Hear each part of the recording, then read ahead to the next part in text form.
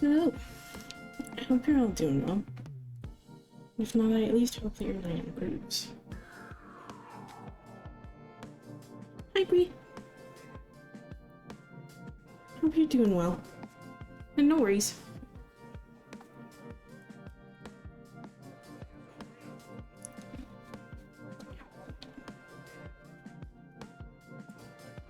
I'm not exactly sure how long I'm going to be streaming anyway, but I'm going to try to stream for a bit.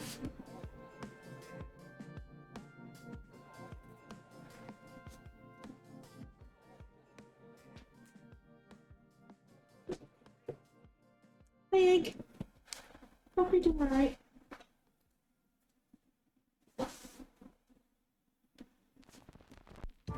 Sorry, I'm pulling out the decks really quick. I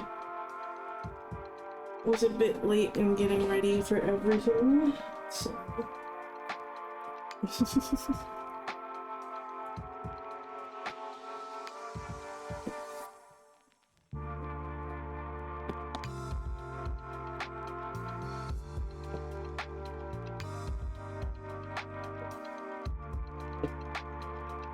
I may decide, by the way, to switch decks in the middle of this. Particularly the Oracle deck. If the Oracle deck does not fucking behave.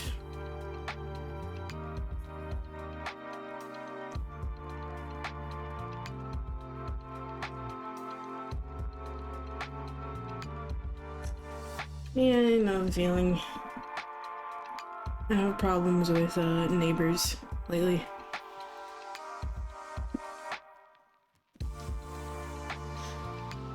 So.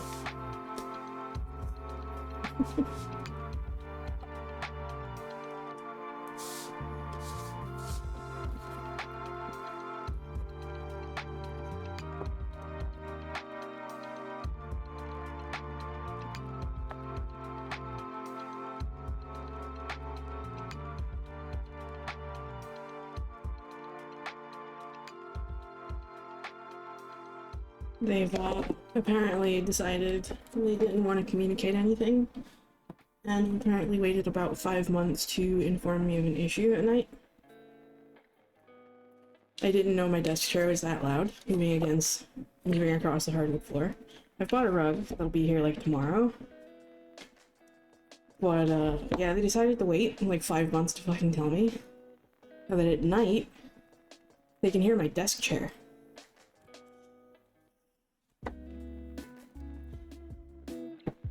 And because they didn't communicate anything, they decided to... rather than saying anything, it was better to just internalize it, let it build, and take it out on me.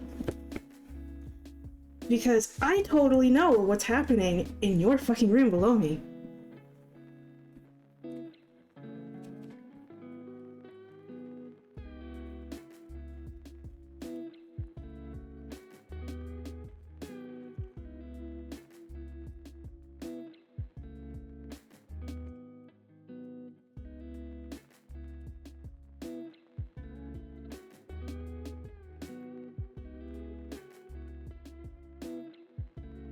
It's okay, they're finding out the hard way. I won't tolerate that shit. If you're not gonna act like an adult, I'm not gonna treat you like one.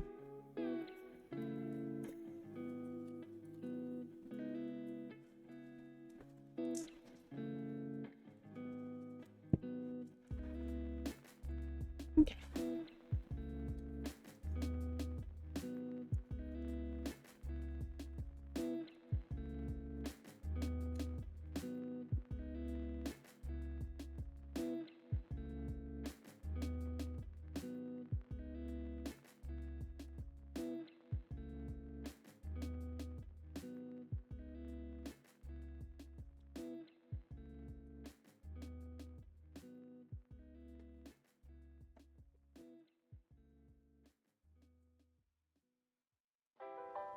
Hi, Kazi.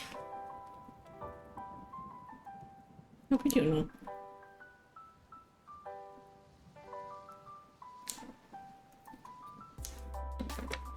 But yeah. There's just been a lot going on lately.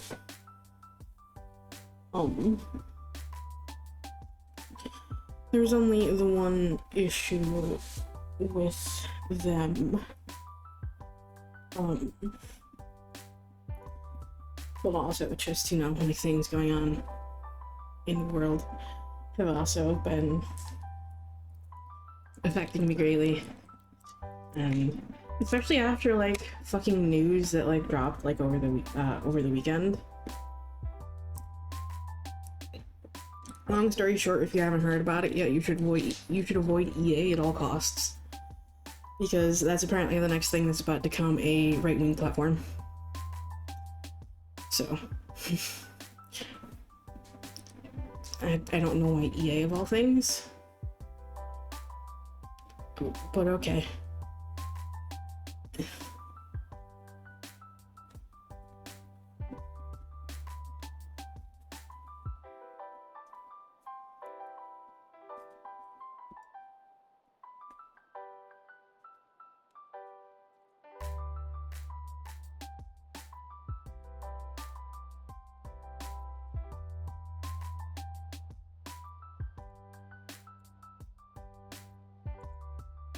That's good.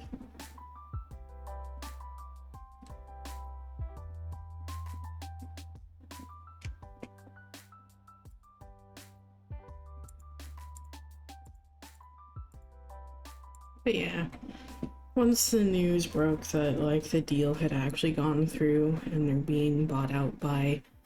Well, they're being bought out by the Saudi Arabian oil barons and Jared Kushner.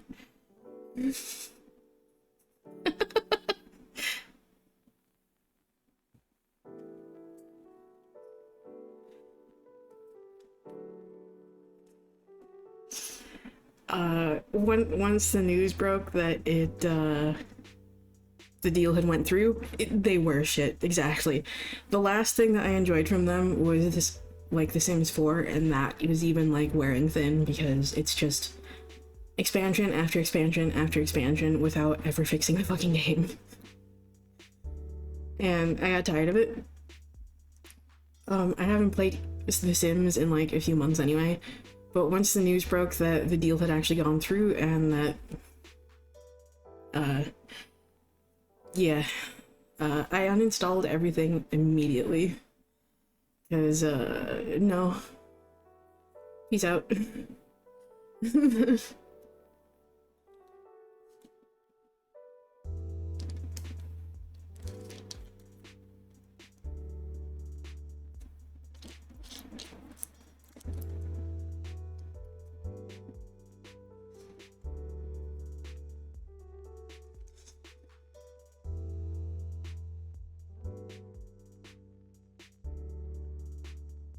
But I'm still upset about it because, you know, I enjoyed The Sims. I had some special memories attached to that due to people I'd created. And yeah.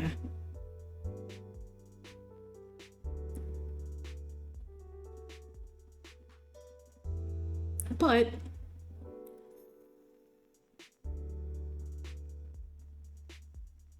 it's whatever.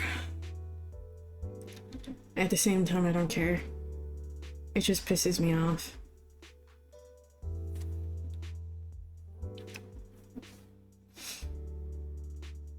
But yeah, other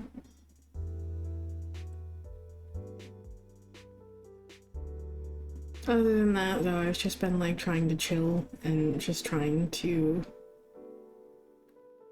take some, like, necessary time for myself and, like, some necessary distance from things again, just for my own sanity.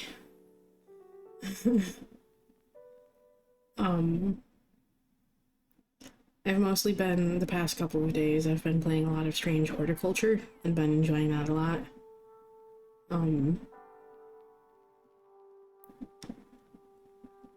So, yeah.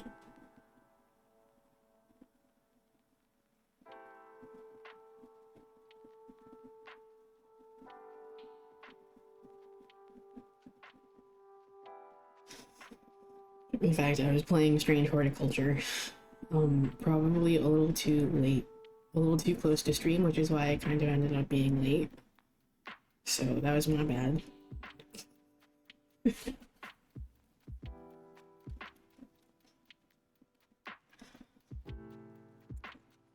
Also, hello, Ro.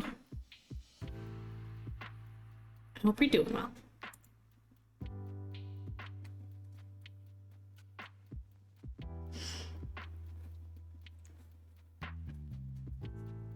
But yeah, anyway, let's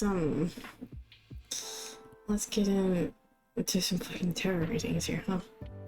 Yeah, I'm not sure how long I'm going to stream, because I'm still kind of tired. Not as bad as it has been, like, lately. I did manage to get better sleep last night. I went to sleep earlier. Did kind of doze off a few times this morning as I was like just lying in bed after waking up. So, oops. My body is still very much just exhausted. But, I'm not as tired today, but I am still kind of tired. And I'm going to try to take it easy, and I'm going to try to remember to not push myself like too hard, because I do need to eat soon. I haven't eaten a whole lot today, so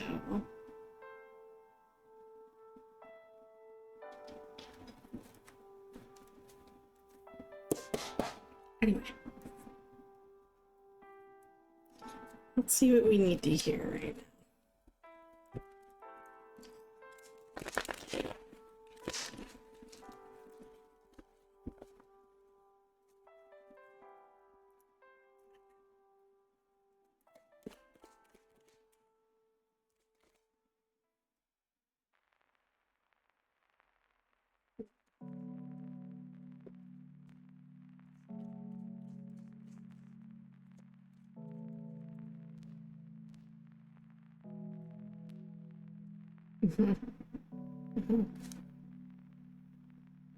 That's what I have to say to that card.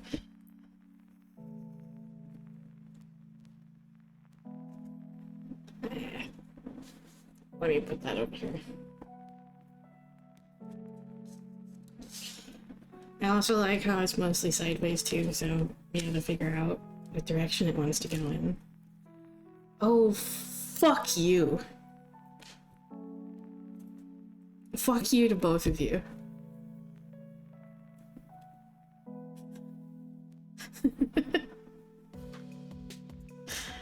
Uh-huh.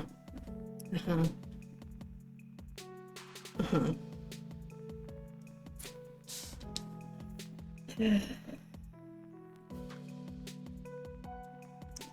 Alright, and which direction do you want to be in?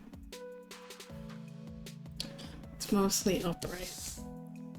So, we got the Ace of Wands, the Tower, lovely, and the Devil.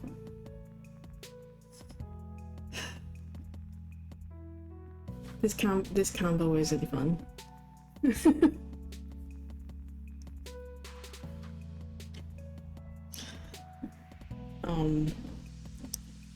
Yeah.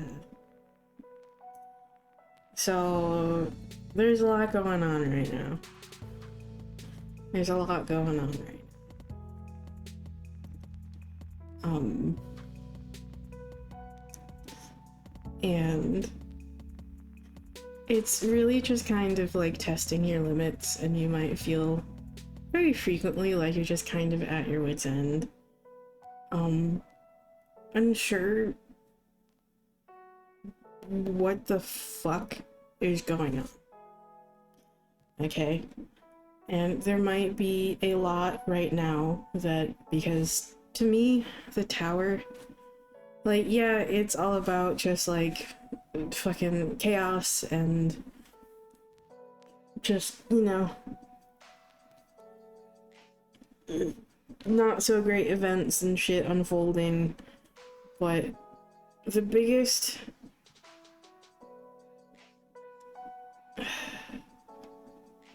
The biggest key for the tower, to me, is trauma. To me, especially in the realm of shadow work, the tower is representative of trauma. Okay? And everything that's going on right now might be triggering a lot of that within you, and that's okay.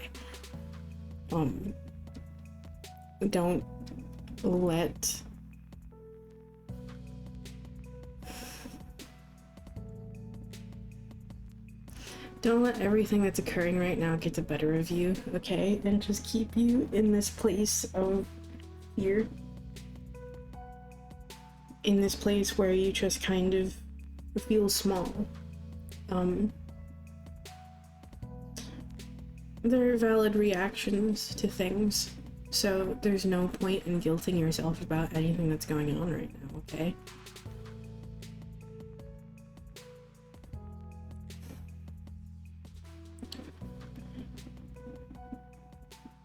And if you're being really, really hard on yourself, as you're trying your best to, like, deal with all of this and navigate all of this and just kind of work through all of this, this is your sign to stop. Okay? Because the devil here is representative of all of those limiting beliefs, all of that, like, negativity,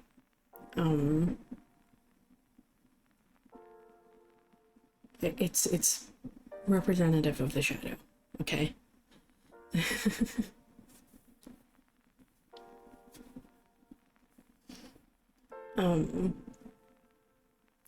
And these two go hand in hand.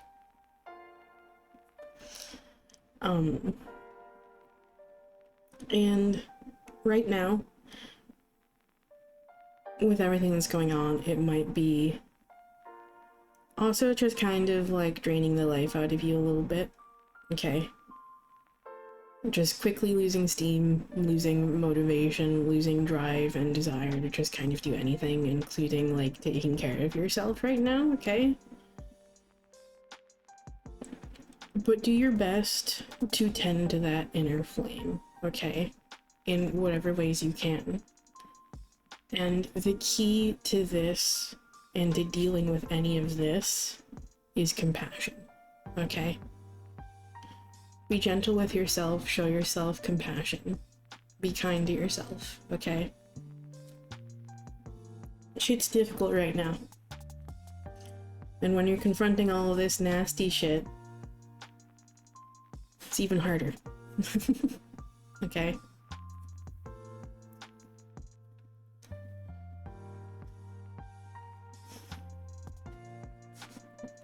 So, just when you can, take a moment, do whatever it is that you need to do to just create some space for yourself, give yourself a moment to breathe, and to care for yourself.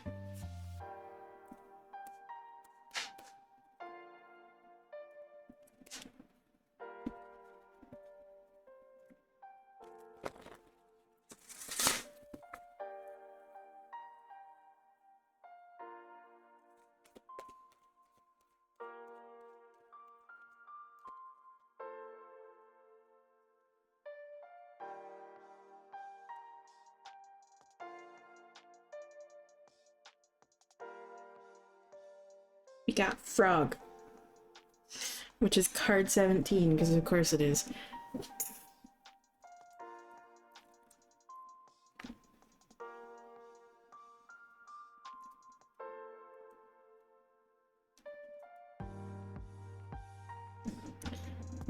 Frog.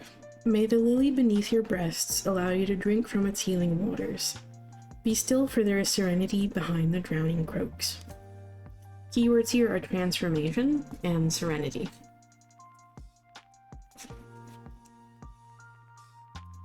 Butterflies are often what comes to mind when we think of transformation. But let us not forget, frogs are also a symbol of transformation, going from a tadpole that lives in water to a frog that adapts to land and water. For some species, this process takes a couple of weeks. For others, it can take months and even a year to transform from one thing to another. When the frog comes croaking, know that you are transforming, or the process will begin soon. This is a positive transformation, not the sort of dramatic transformation one might expect with the Banshee card. Oh, the Banshee card for so fucking long was a stalker card for me the last time I used this deck pretty frequently. This transformation is easygoing, so much so that you may not even know it's happening. It's a subtle shift that occurs in the background until one day you realize things are different. There is nothing you need to do to move this change along. Like the frog, your higher self will take over and will guide you through instinct. You need only pay attention to the urges you feel and follow those urges when they strike. This message is amplified if you've also pulled the wolf card. Be patient and note that this transformation has come to your awareness. This is not something that can be rushed or forced. Healing process never is. Like the frog, this transformation may take days, weeks, maybe even a year or two to transform completely. Yeah. All unfolds in accordance with your divine destiny. And there is, because the Samhain deck often has reverse meanings for a lot of the cards as well. So this did pop out sideways, so we are going to read the reversal for this as well. In reverse, the frog advises you to find serenity and peace. Your energy might be scattered, overwhelmed, or feel drained. You must settle yourself down to allow this transformation to occur, as it will make its way to you soon enough. You do not need to force this change. You merely need to find peace and await change. Yes. Which is why when you find yourself in these truly testing moments, one of the best things you can do for yourself is slow down and take a break.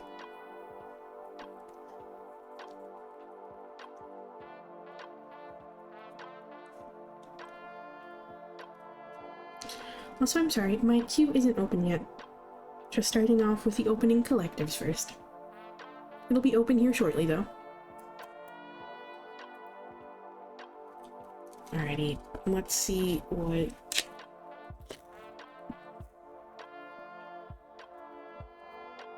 what sass the Illuminators amulet wants to give us. Not 2 cards.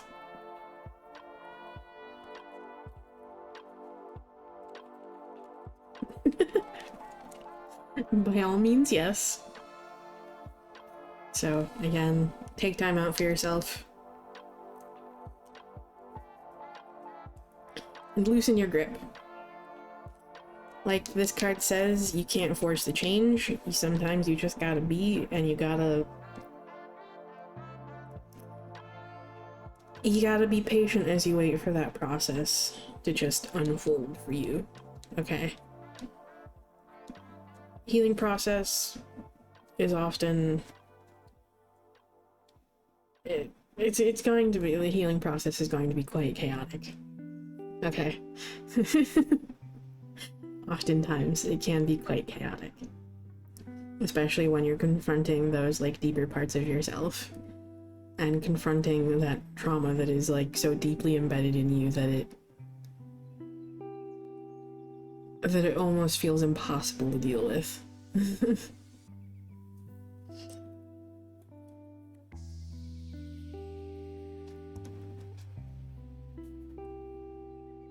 And it's never going to be linear. You're always going to have setbacks. You're always going to find yourself dealing with older patterns that you thought you already dealt with. It doesn't mean that you're undoing any of that progress. It's just a part of the process. And honestly, a lot of those things will never really truly disappear. They just become easier to deal with, easier to confront once you make peace with it.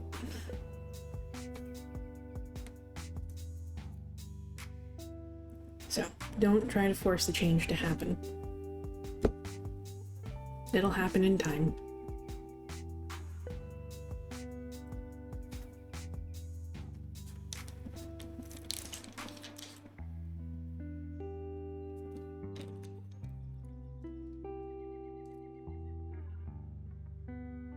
Okay.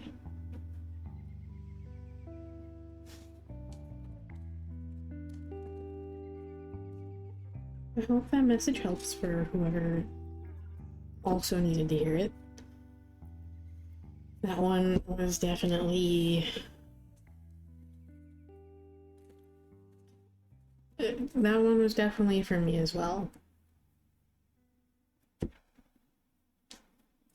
Just reminding me to stick to what I know is best for me.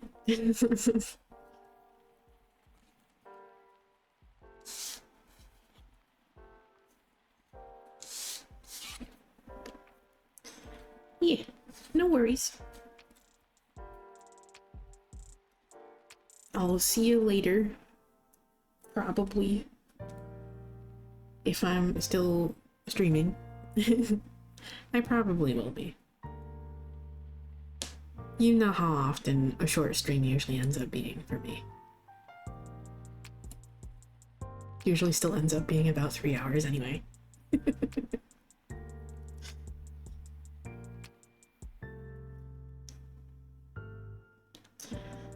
Alrighty. So, one more collective.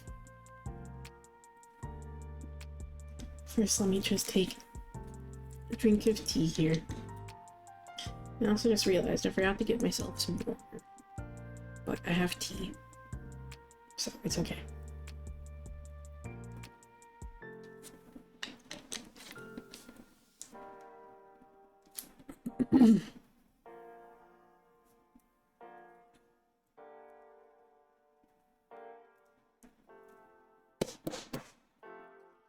Alrighty.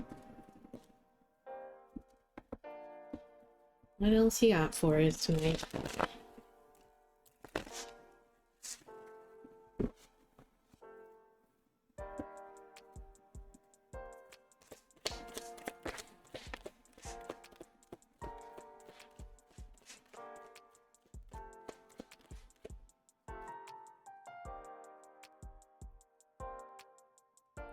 Not the card of communication here.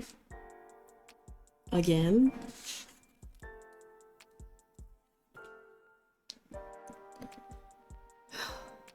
Fuck me.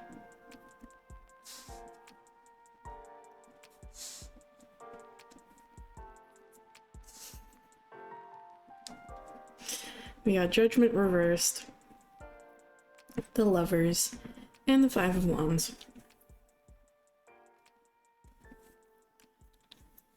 So, with whatever confrontation or whatever needs confronting right now, doesn't necessarily have to be a confrontation or a conflict. It might involve like disagreements and like with the Five of Wands there definitely might be some fucking petty energy involved.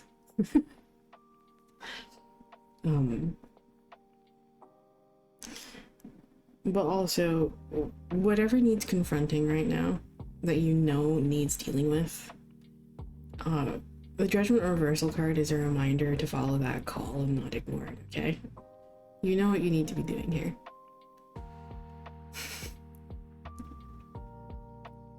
Follow those inner pulls, follow those inner calls you're getting, okay? Remember not to ignore them. And communicate through this, okay? Communicate through whatever disagreements, whatever arguments, whatever confrontation or conflict you're dealing with right now, okay? Especially, this is a reminder not to stoop to their level, okay? Fighting petty energy with petty energy doesn't really get you anywhere.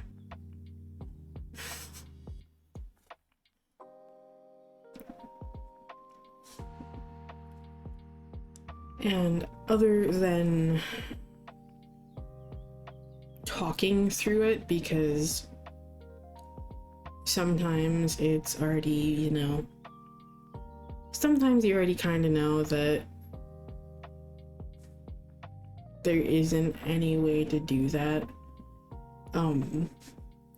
Other than communication, this lover's card may also be a sign in some cases that you already know that there's a decision that needs to be made, but you're kind of avoiding making it. So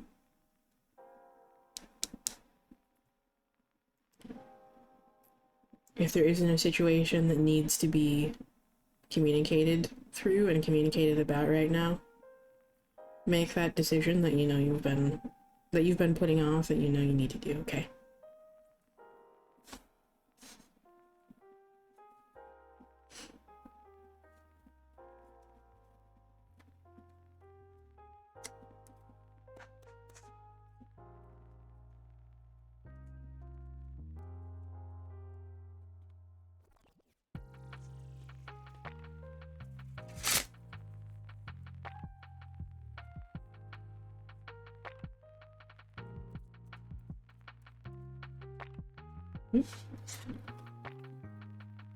And part of the deck here.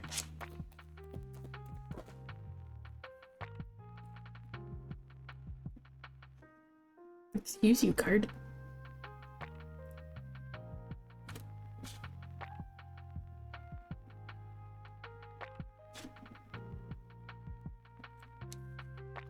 I'm actually gonna take that card, but we're gonna see if there's another one here. Okay, let me just drop like half the deck here again.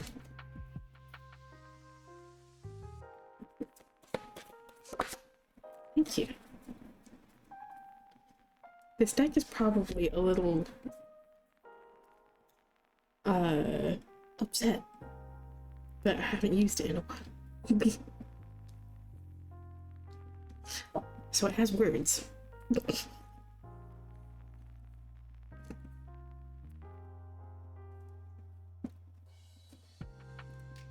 Alright, we got Owl and All Hallows Eve. Behold sight, O ancient ones, for there is magic in the darkest of places if one dares to open their eyes. Keywords for Owl are knowledge and observer.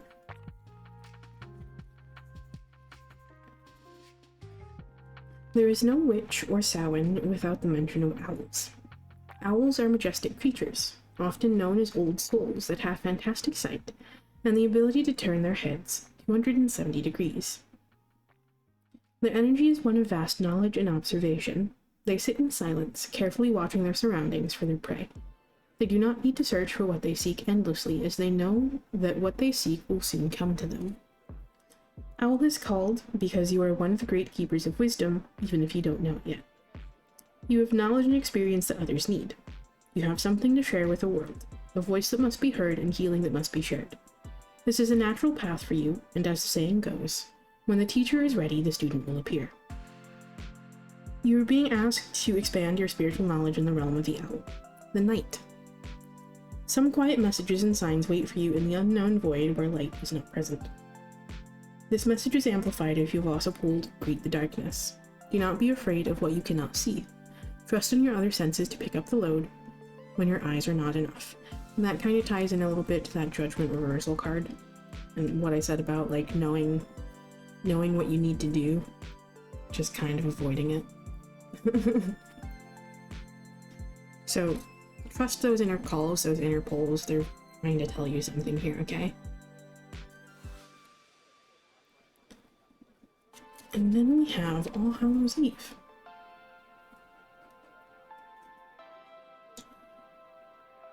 Call upon the voices that stir your senses through the night. Cast an unforgiven howl as you stomp your night through the ground. Keywords are emotion and summoning. Samhain, Halloween, Feast of Apples, November's Eve, Hallowmas, Shadowfest, All Hallows Eve. All mean different things to different cultures, but have the same intention. A day to honor those who have passed on, as well as celebrating the passing of summer and the coming of winter. On this night, the veil between our world and the next is at its thinnest. Spirits are given a chance to pass over to find the resting place, and loved ones who have passed can visit. We can take advantage of this magical time by harnessing the open energy from the spirit realms. Communication with spirits and guides are more natural than any other night of the year. It is a beautiful time to deepen a psychic practice or start a new one, or to call on the help of the powers that be. Working magic on this night is likely to lead to success, even if you've never worked a spell before. If you've pulled All Hallows Eve, you are being called to summon your inner magic. The spiritual realm is smiling on you and is waiting to be made use of. Some additional ways to use this energy is to create a Samhain altar that stays throughout the year, or working with one of the correspondences of Samhain. You mean like an owl? Additionally, you might try working with more profound darker energies such as crone energy, or dark goddess energy such as Hecate or the Morrigan. Calling on a deity regularly will help you develop the ability to summon power at will. I also do want to read the reversal of this as well. You are letting your emotions get in the way of being able to see your situation clearly. Emotion can be useful, but also hurtful. Which I feel is kind of tying into this. And the whole thing I said about like communicating through this. This doesn't necessarily have to be something external. This can just be an internal source. Just you. So. Emotion can be useful but also hurtful. Anger might prevent you from working a successful magic spell, or feeling unattractive might put the brakes on a love spell. Likewise, a low vibration emotion might cloud your judgment, forcing you to react from an untrue place. The most destructive emotion is self-doubt. Magic needs confidence to work. You have to believe in your power or the energy will not flow. It's okay to work a spell and not feel the energy. Take your time, then try again when your emotions are in a better place to receive what you desire. So, the part here about the most destructive emotion is self-doubt. Yeah.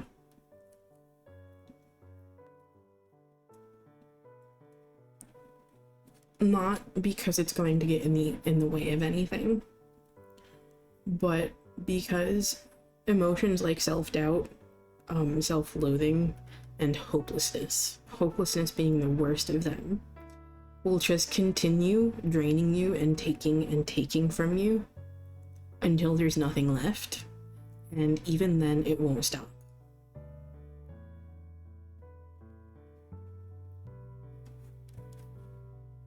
It will be a constant drain on your vitality until it is dealt with. Same also applies to depression.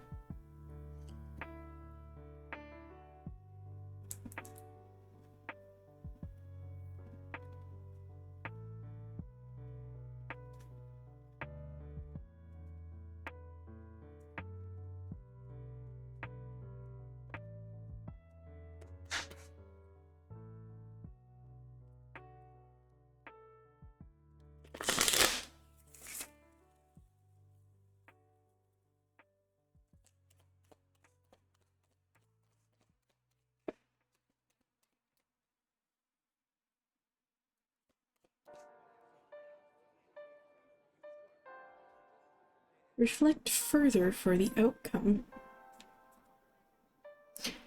I actually don't think I've ever seen this card pop out of the deck. So,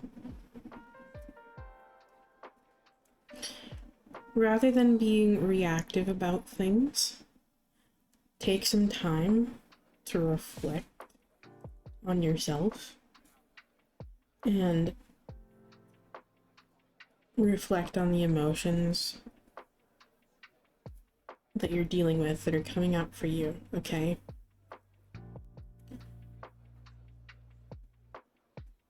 And think about how you truly want to respond to the situation in front of you, okay?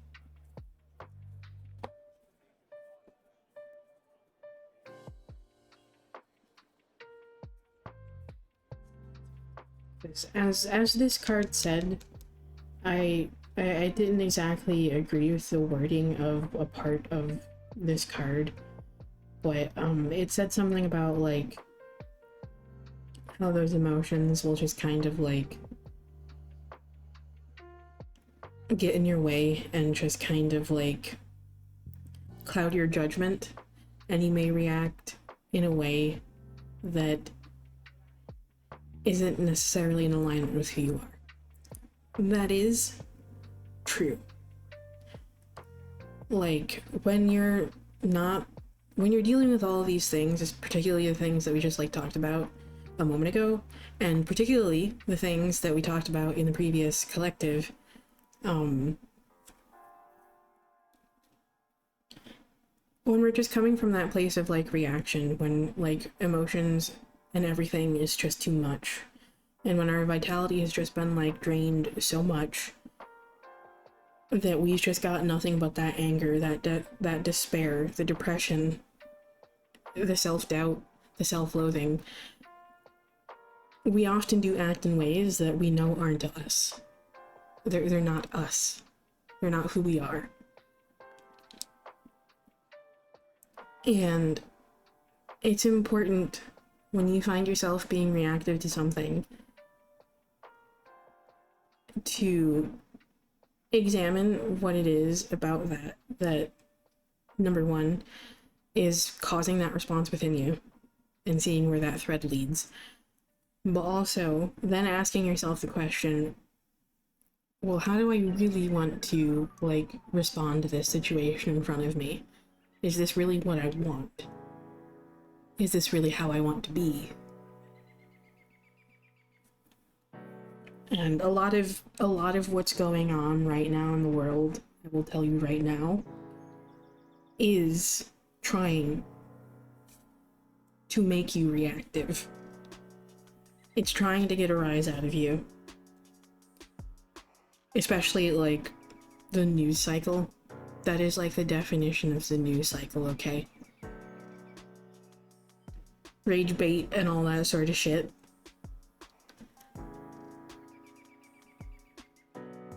Rage bait and doom scrolling are like the literal definition of that.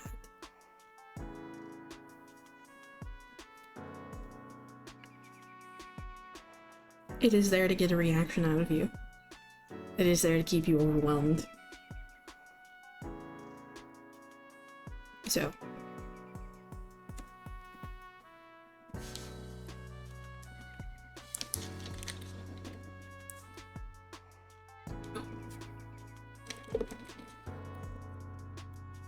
It's also there to keep you distracted in a lot of cases from the truth.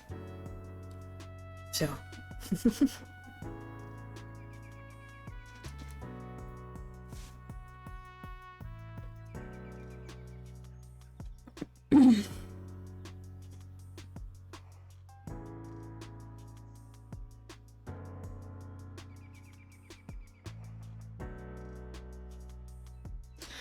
But anyway, I hope that message helps for whoever needs to hear that.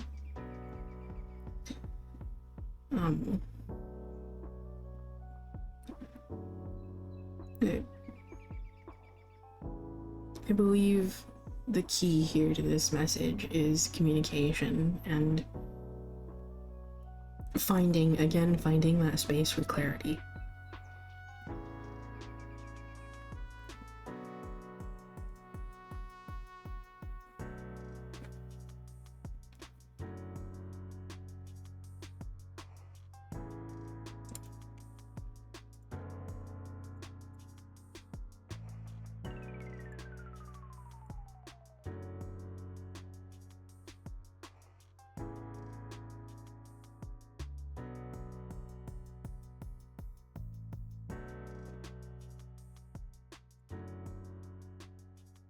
Okay, we're gonna go ahead and open the queue here now. Okay. Queue is open for anyone who wants to join.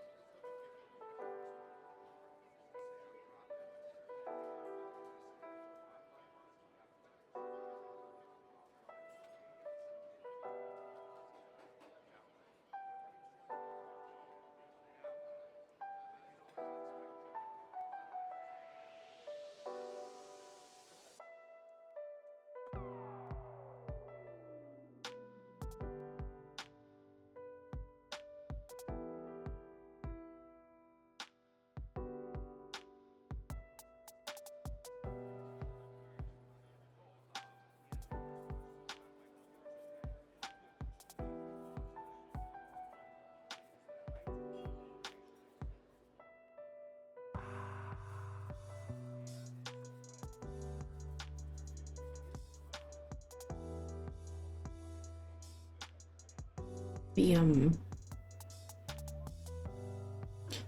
command to actually join the queue is the one that's listed at the top of the message there.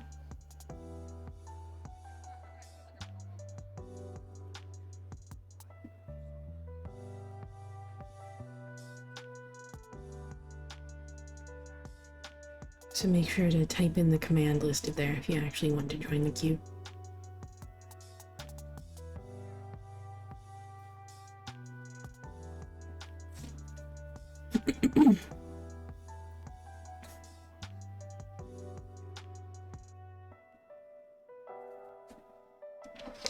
I also kind of want to get myself a cup of tea.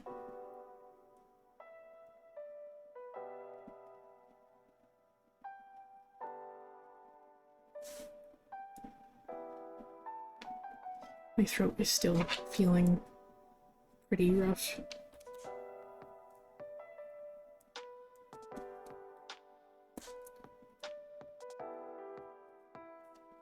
I think I will here shortly.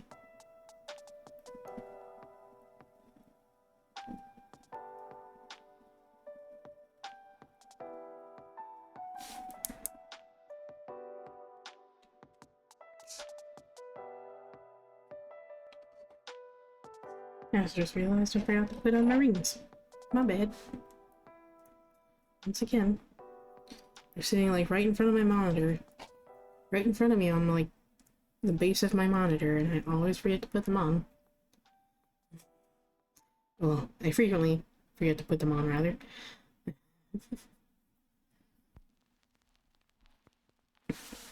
Okay.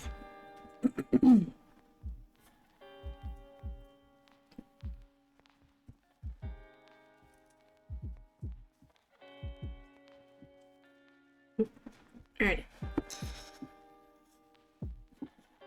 Let me take a drink here really quick.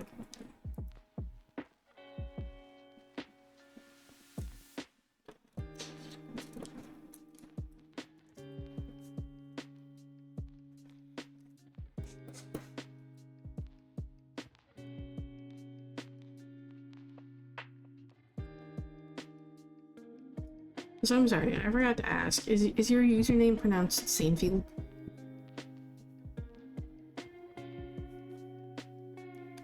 I just realized I forgot to ask that. I'm sorry.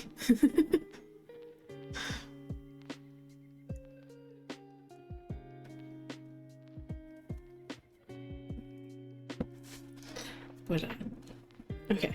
Thank you. But yeah, let's see what you need to hear tonight, Sainfield.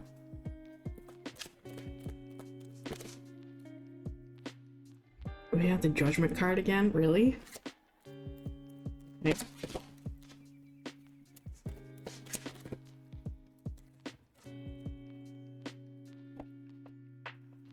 Okay.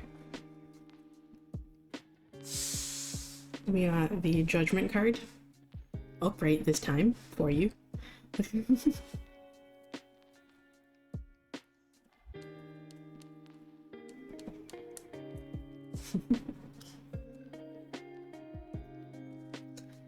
We got the Six of Coins reversed. And then we got the Knight of Coins.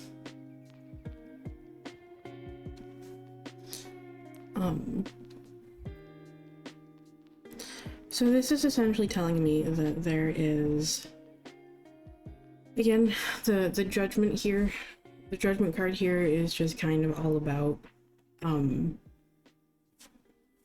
making sure that you're following those inner calls, those inner pulls. Judgment card is kind of all about following like the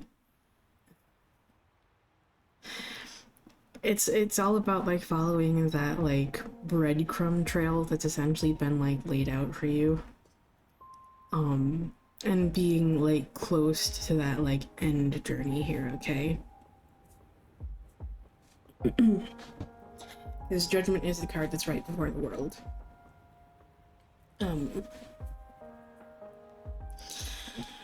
And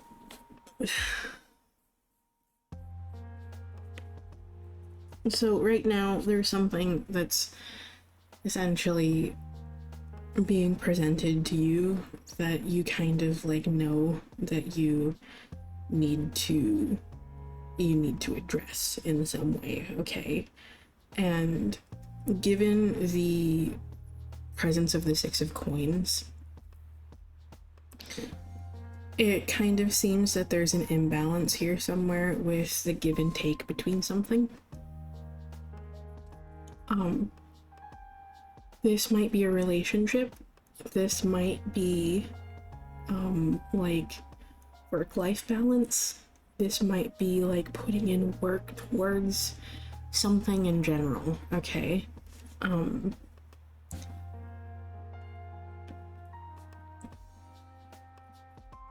The Six of Coins reversed is asking you to kind of like check in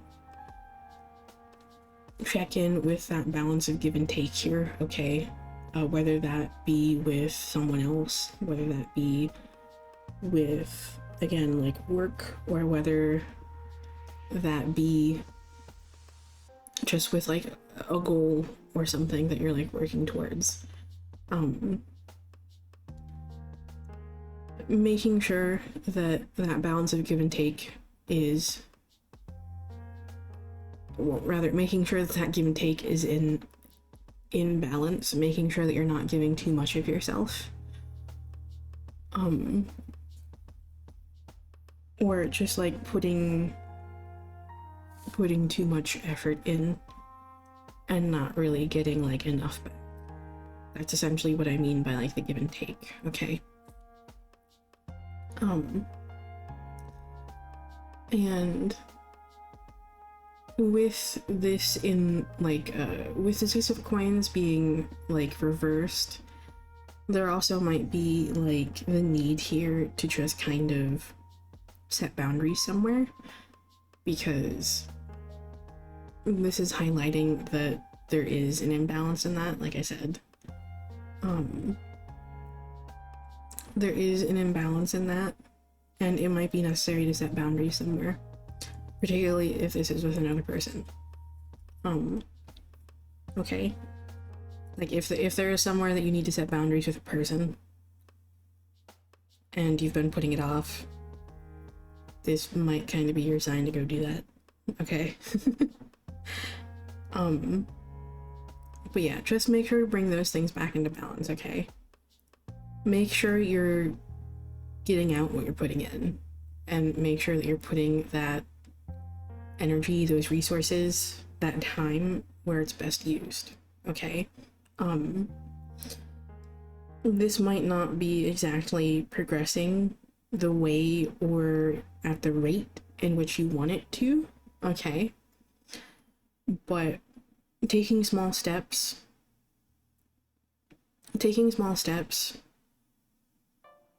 towards this is,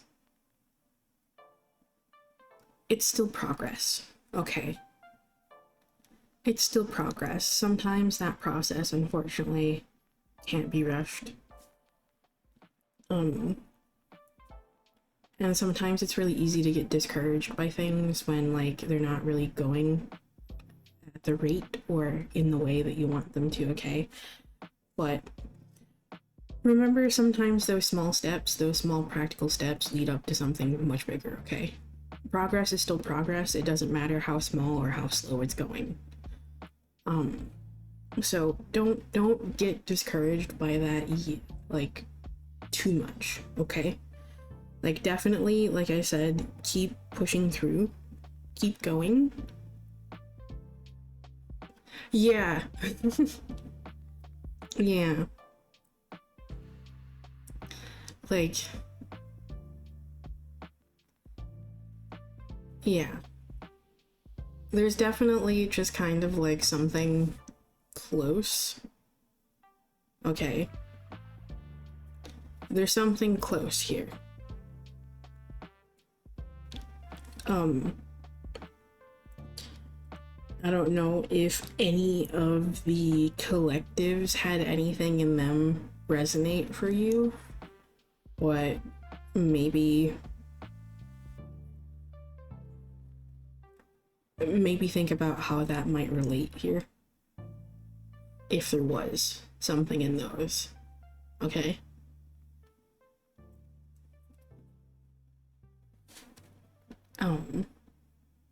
But yeah.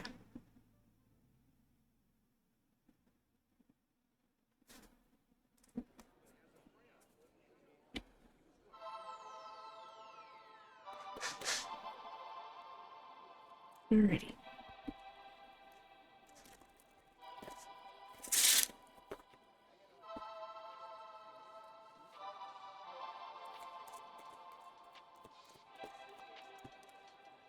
There's, again, a chunk of the deck. The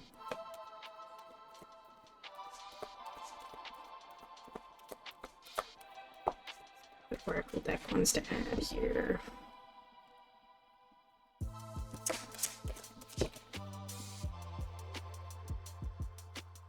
Okay. That is going pretty in line, actually, with that, this is actually going pretty in line with the Judgment card here, because,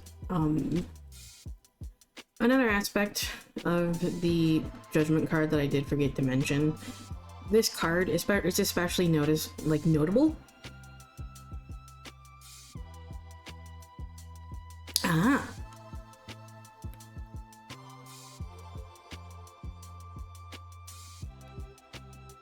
Yeah.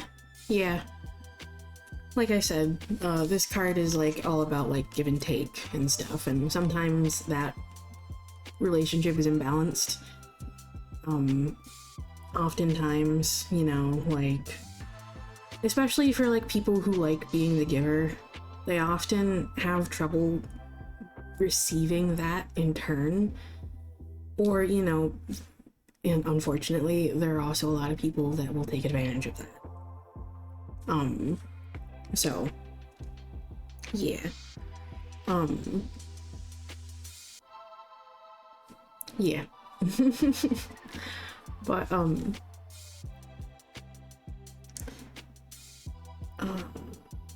was I saying about the, oh right, it's easy, like it's a lot easier to see on like a more traditional like Rider-Waite Smith deck, but the Judgment card is also frequently representative of like spirit themselves, because of course if you believe in that sort of thing, spirit guides and spirit themselves are like usually the ones who are laying out that breadcrumb for you.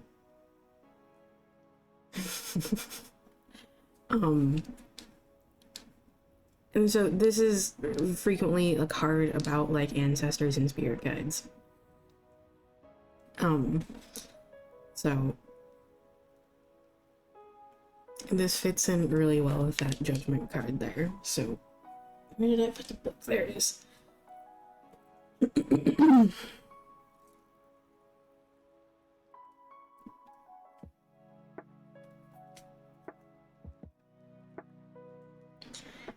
Ancestors. The hiss a quivering so deep, only roots of your soul can lift the nakedness hidden within the vows made in silence. An ancient chill walking upon the spine. Keywords of this are protection and guidance. Your ancestors are always with you, protecting you. They watch over you and keep you from harm's way. They are present, telling you that it is safe to go forward, and you absolutely need to. You feel them with you. They also protect you from things you cannot see, like someone trying to put a hex on you, or someone who is talking about you behind your back. These threats never make it to you because your ancestors have protected you without you having to ask. They want what is best for you, and they love you unconditionally. Rest easy. You have chosen this card because you were being protected and guided, even if you can't see it. Which is often kind of how that Judgment card plays out.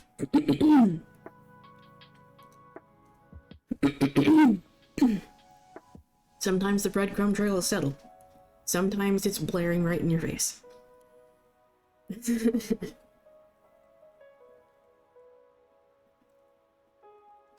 Everything that has brought you here has been for a purpose. There is some lesson, blessing, or miracle in every situation you've ever faced, good or bad.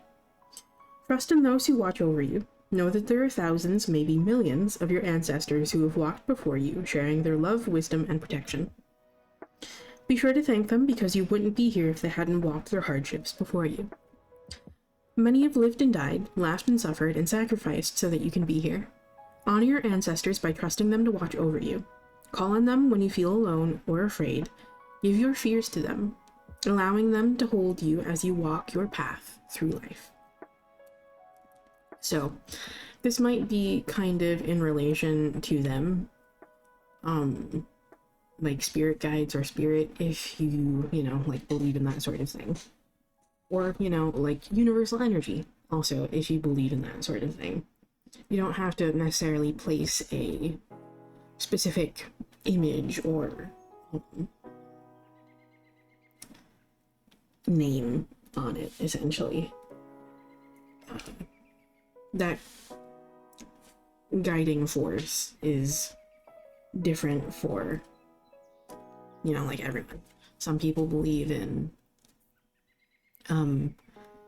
like spirit and spirit guides. Some people believe in, like, ancestors. Some people, rather than putting, like, a face or a figure to it, they just kind of like seeing it as universal energy or, like, divine energy. So, right now, what might need to kind of be, like, worked with and just kind of, like, adjusted a little bit here, is perhaps the willingness to work with them. They might want to work with you in like a more substantial way, okay?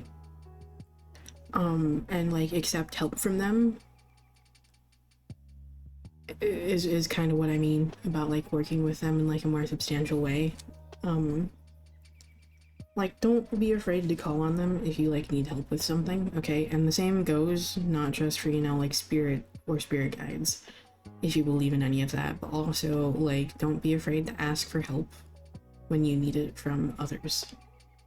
Like, friends and people you trust. People who care for you and that you care about, okay? Like, it's okay to accept help if you need help. Often, in a lot of cases, the people who are the ones who are the most willing to help, who are the givers in life, are often the ones who need the most help themselves. They're just afraid to say it.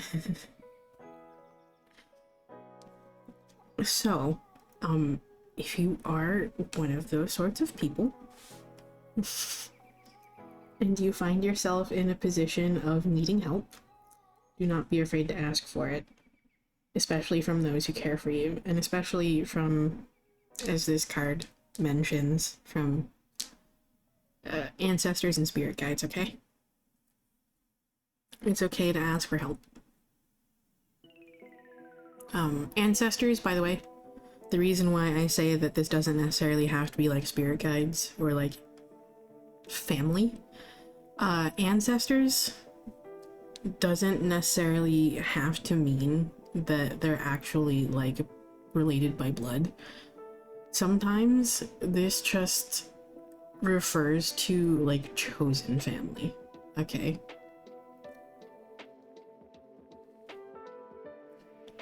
So, right now, it just kind of seems like they want you to know that they're here to help. Like your spirit guides and ancestors are here to help if you need them. And that they're here just kind of helping you along, protecting you and guiding you even if you can't, like, sense them, okay? They're still there. Whether you can feel them or sense them or not. And they're more than willing to help you if you need to ask for help. And again, all of that applies to those who really truly care for you as well, okay? Those who are living, who truly care for you, and that you care for as well.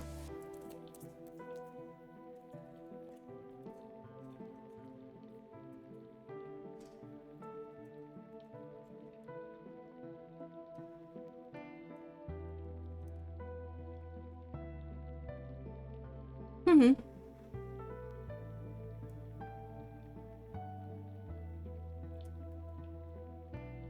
Mm-hmm.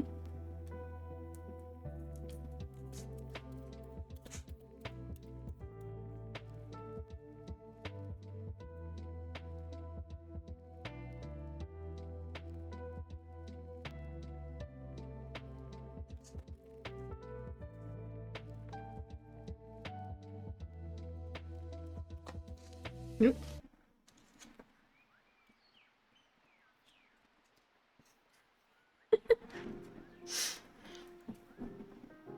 The opportunity is approaching. Huh. Okay.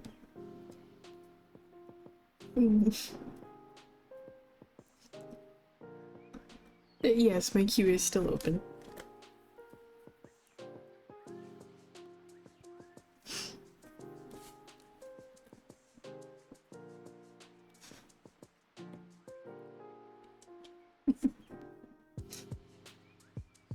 But yeah, I hope that message helps.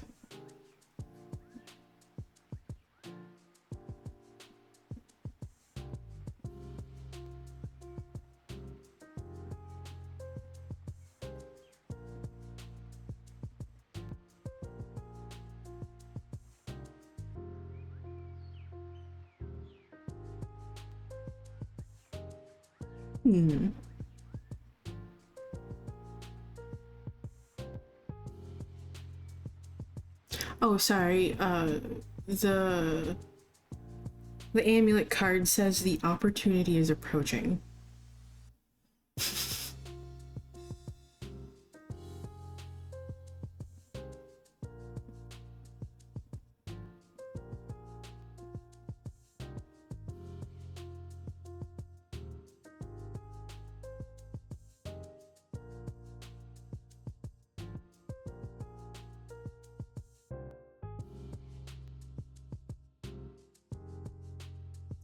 Which is usually a card of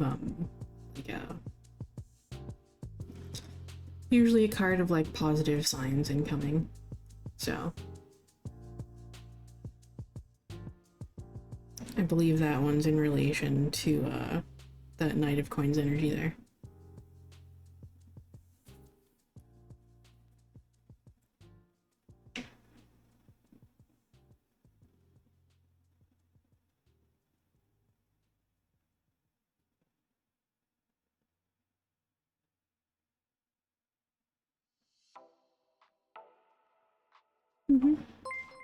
Thank you for stopping by.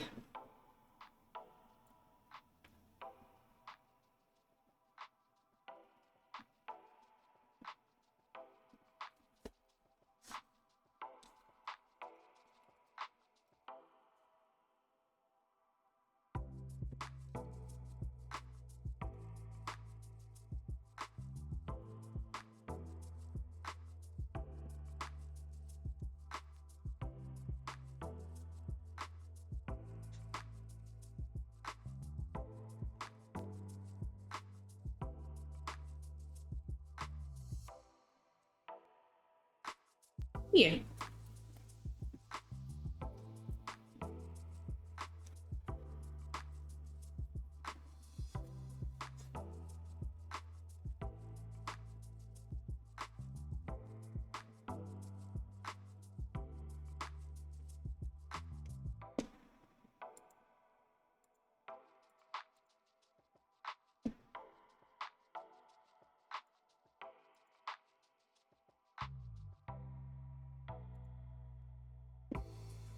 Okay. Oof, darn hiccups. Okay.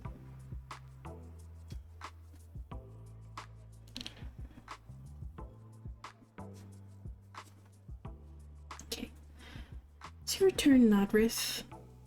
I hope I'm pronouncing that correctly.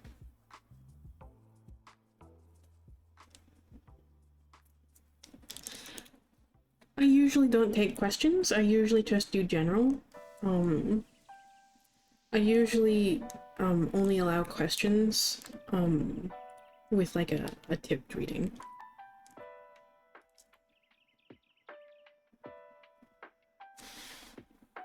And the minimum for that is usually like $5. So. I usually just do general to see whatever you need to hear, yeah.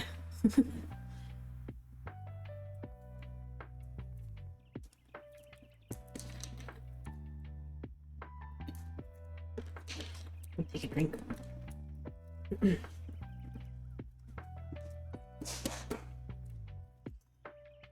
Alright. Let's see what you need to hear right now, Chris. That apparently wants to give me problem shuffling tonight. I know it's because I'm wearing nails today, so.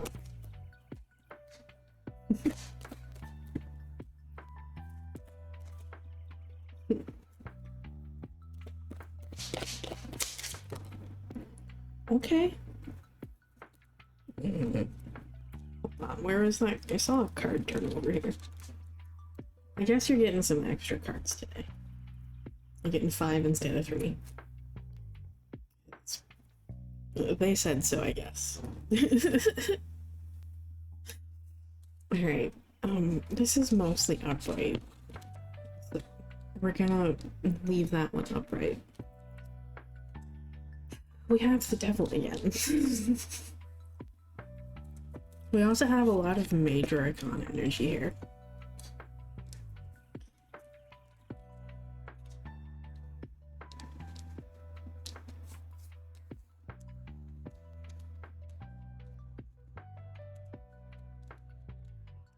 Which, what I like to say when there's a reading that's mostly major arcana, it's kind of just like they're talking in all caps. Is my camera kind of crooked today? I think it is. Alright. Oh, no, that's a little better.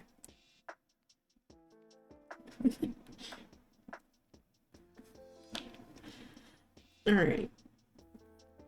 So there's a bit going on here, okay? So there is essentially just kind of like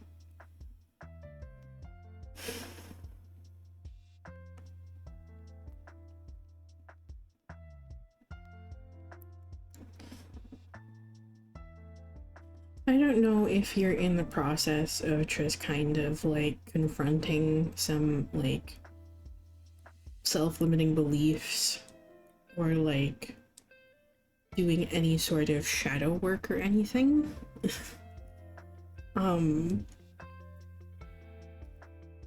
But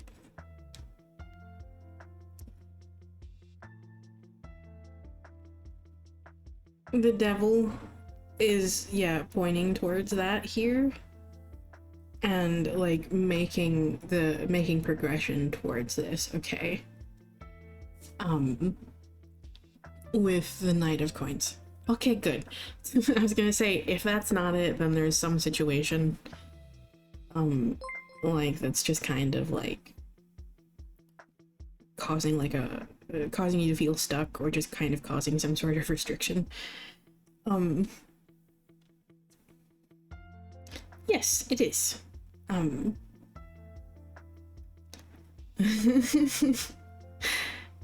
Okay. Because I was kind of getting both and I was just like, huh? Which one do you want?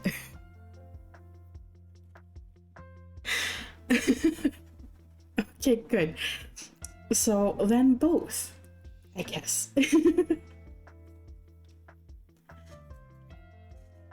So, in both of these cases, okay,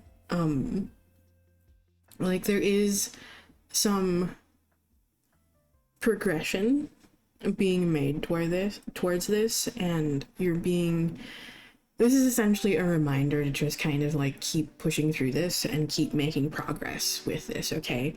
The Knight of Coins is all about like taking those steps, taking those like practical steps,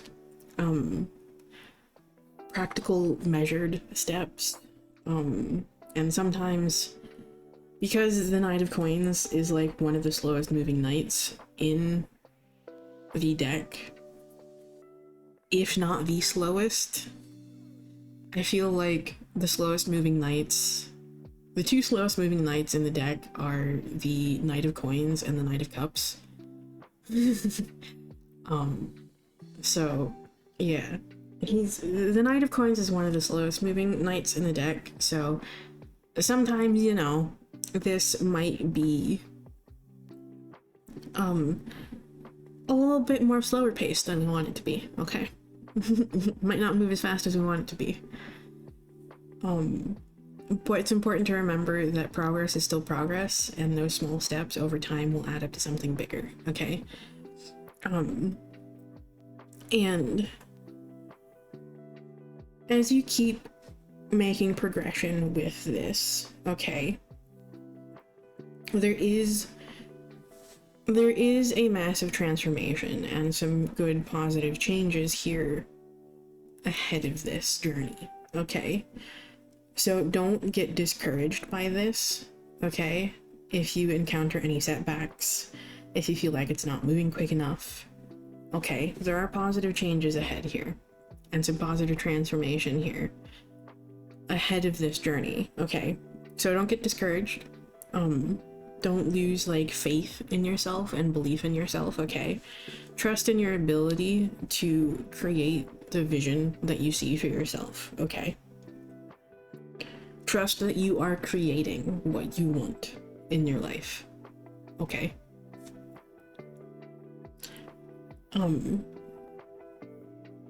And know that you are making more progress than you think, okay? Even if you can't see it yet, you're still making more progress than you think, because this Eight of Wands is all about like fast movement and like quick progress, okay? You are making a lot more than you think. And even if things are slow moving right now, trust that eventually you will kind of get that breakthrough moment where things do just progress really quickly. Exactly. Yeah.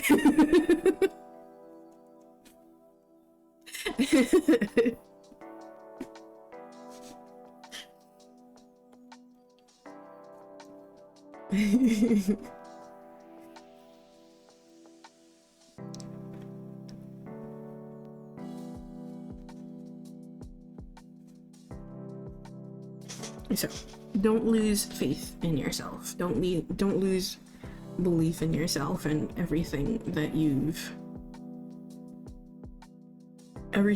done so far. Okay? All the work that you've put in.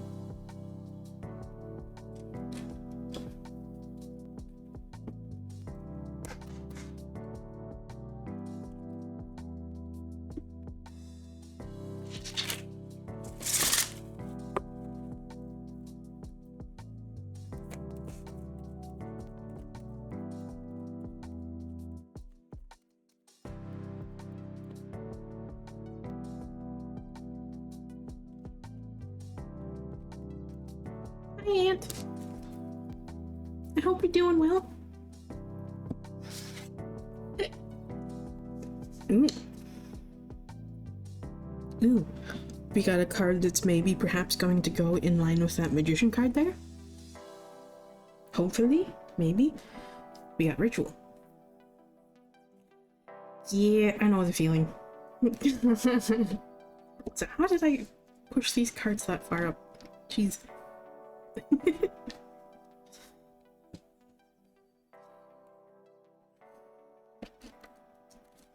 Okay, card 33.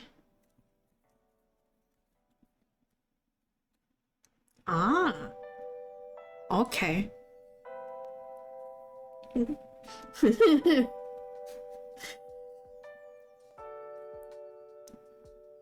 Well, hell yeah.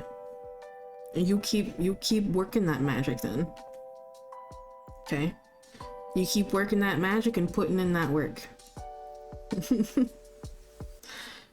Putting in the effort, putting in that work is a very, very commonly forgotten part of manifestation. Manifestation part is like equal parts thinking and dreaming up those ideas for yourself. Making a plan, the beginnings of a plan of how you might create that for yourself. Putting that plan into action and resting.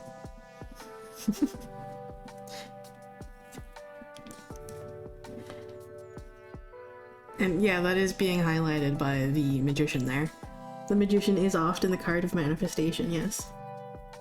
And you gotta remember, just like those four things that I just mentioned, they match the 4 elements the magician carries in their tool bag.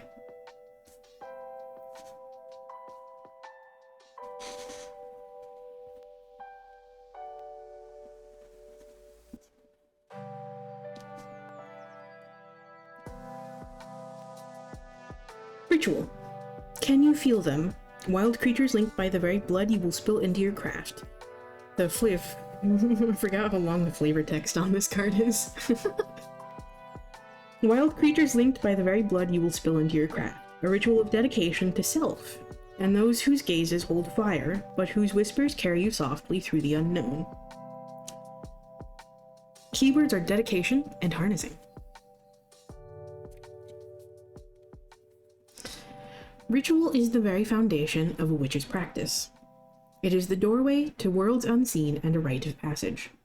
It is the deliberate honoring of the wise ones who have walked before us, the spiritual ones who watch over us. It is also a dedication to self. A place where you can find yourself in your practice and harness the power within. Ritual is a dedication to your craft and is about you showing up for things that are essential to you. Be it going to work, organizing your kids, or hitting the gym. Spiritual rituals are no different. If anything, they're even more critical than the day-to-day stuff of life. It's important to take time to honor your magic and the magic of those who you call upon.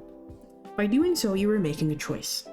If you have pulled ritual, it is because you are being drawn to honor your magic in a more profound way.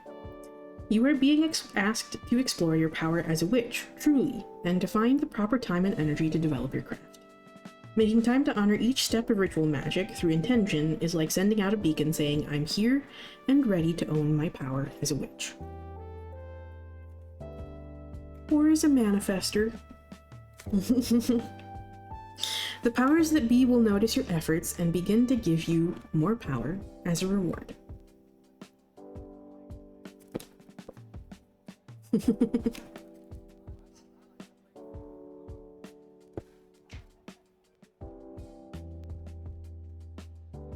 So, again, trust in yourself. Don't lose that faith in yourself and your ability to create the vision that you have for yourself, okay?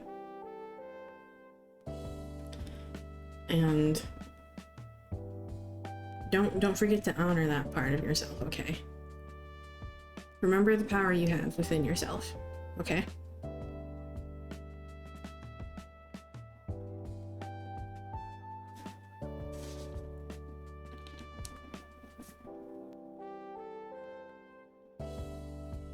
So, yeah. Essentially, keep doing what you're doing.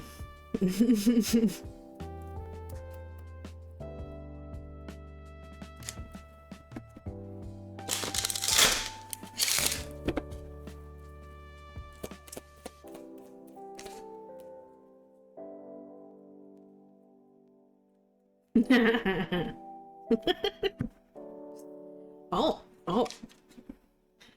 We got yes, yes, yes. Okay then.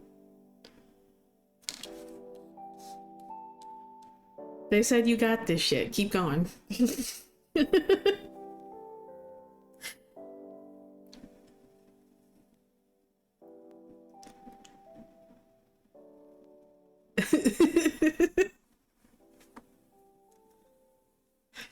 Hmm.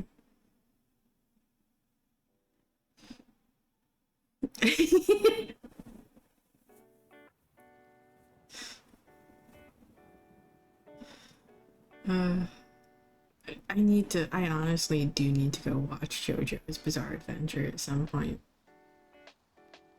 I haven't.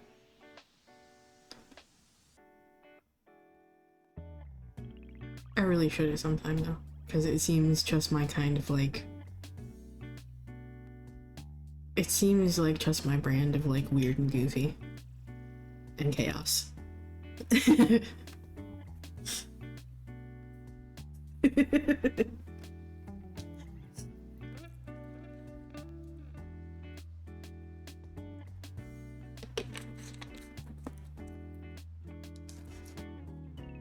But yeah.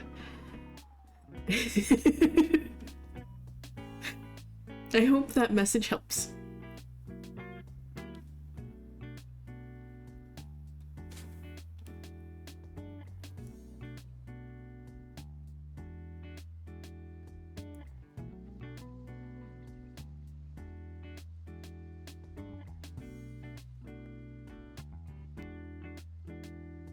You're all good. I'm good, I'm glad. And thank you for stopping by.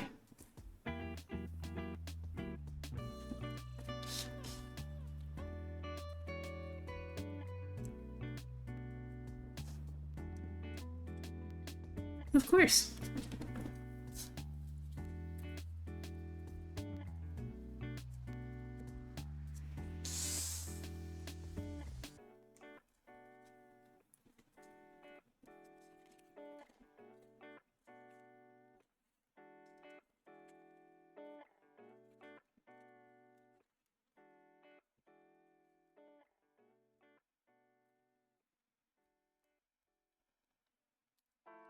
Really need to go get like a cup of tea.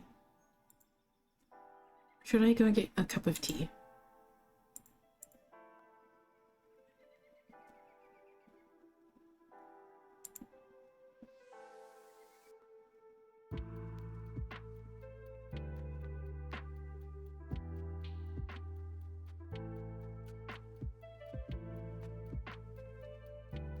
Mm.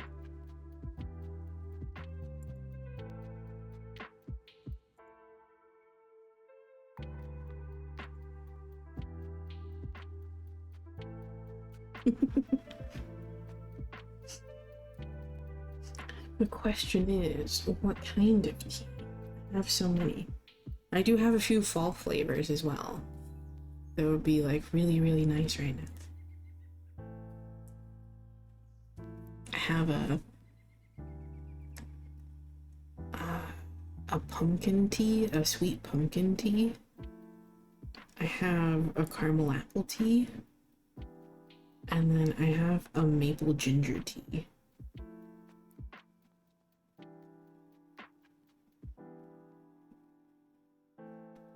Should I make one of those? I feel like I should.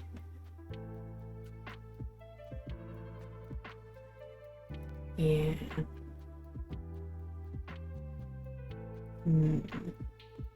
Caramel apple would probably be pretty good right now. I was thinking that or the maple ginger. I feel like either of those would be really good right now.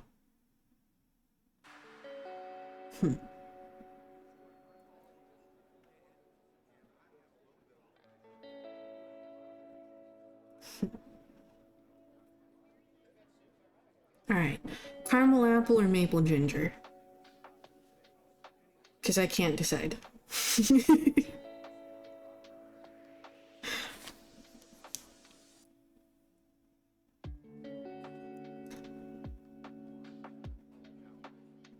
Yeah. Yeah, I was thinking maple ginger. Yeah. Yeah. I could also technically always mix both. They would go really well together as well. I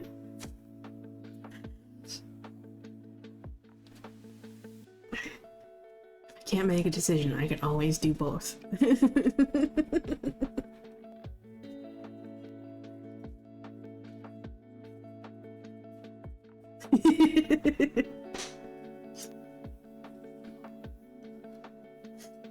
Hmm. Alright. I will be right back. I'm gonna go make some tea really quick, and then it'll be your turn when I get back, Ace.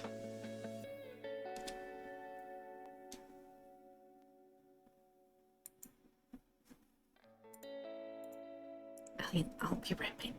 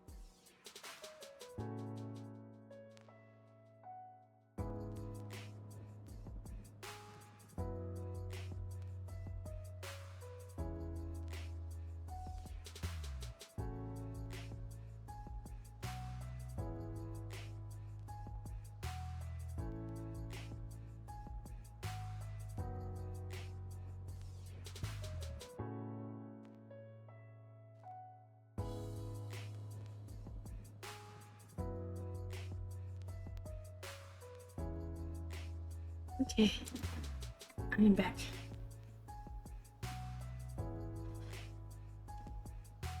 I ended up mixing both.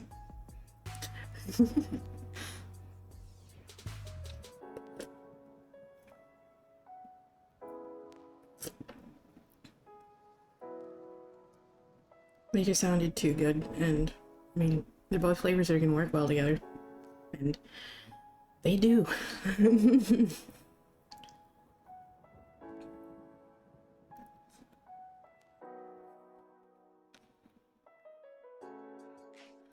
Thank you, Brie.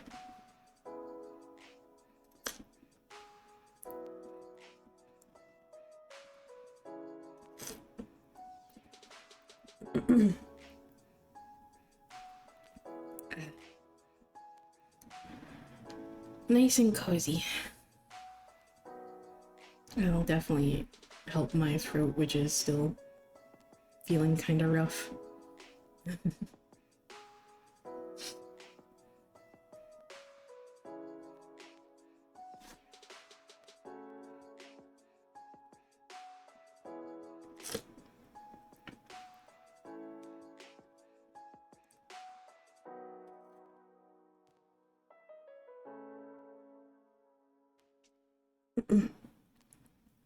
Okay. Alright, it's your turn now, Ace.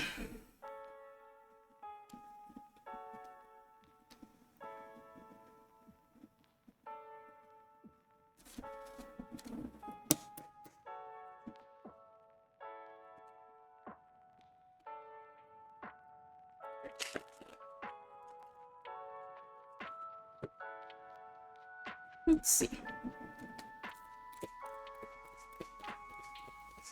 What do we recognize?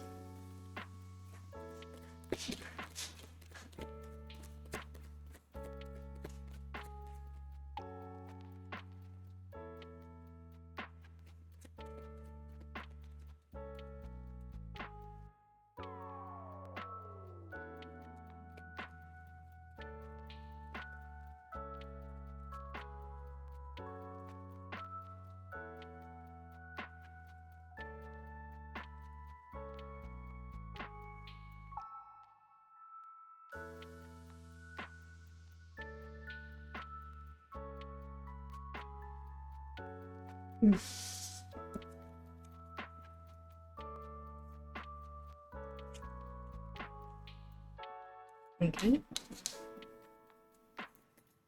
Alrighty. We got the Six of Swords reversed, the Star, and the Ten of Coins reversed. So, the Star is definitely the key here. That is like what is really, really being highlighted here. There's essentially, there's still some just kind of like,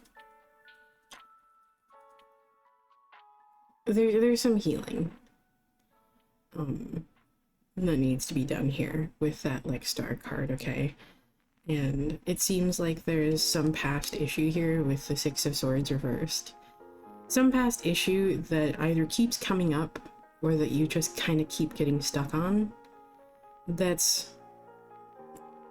you might feel is kind of preventing you from moving forward, moving on. And it's just kind of like making this process like a little bit more difficult for you.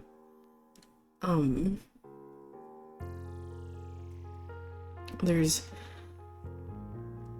definitely something from the past here that is just kind of like that's causing you to get stuck, or just causing a block of some sort with this Six of Swords energy here. And that might relate to this Ten of Coins reverse energy here.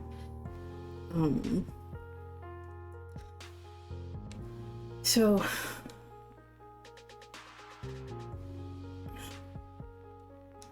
I get the sense here with the Ten of Coins energy, this did pop out sideways, and when it pops out sideways, that usually tells me that it's calling on both sides of the energy.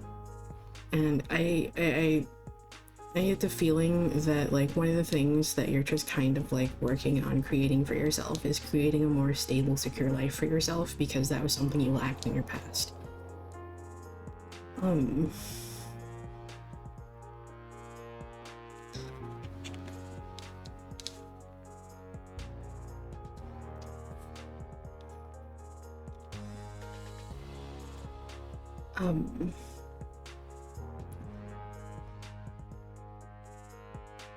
Yeah. Yeah, unfortunately. That's unfortunately a very common thing, sadly.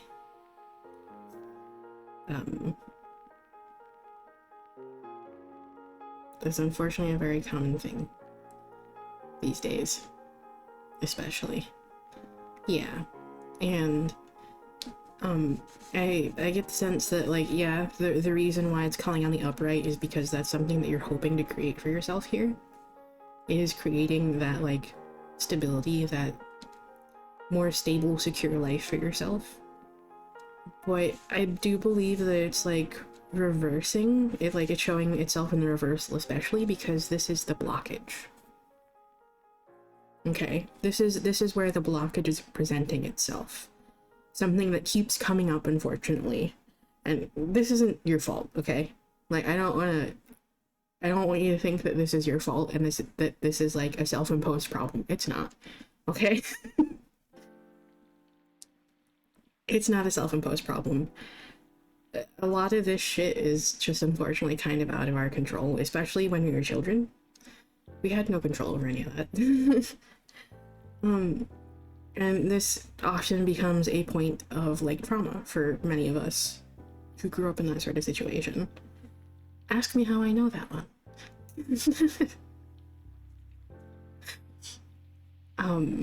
And these, like, the patterns and behaviors from, like, that sort of life are really, really fucking hard to break out of. And they just, like, pop up so frequently.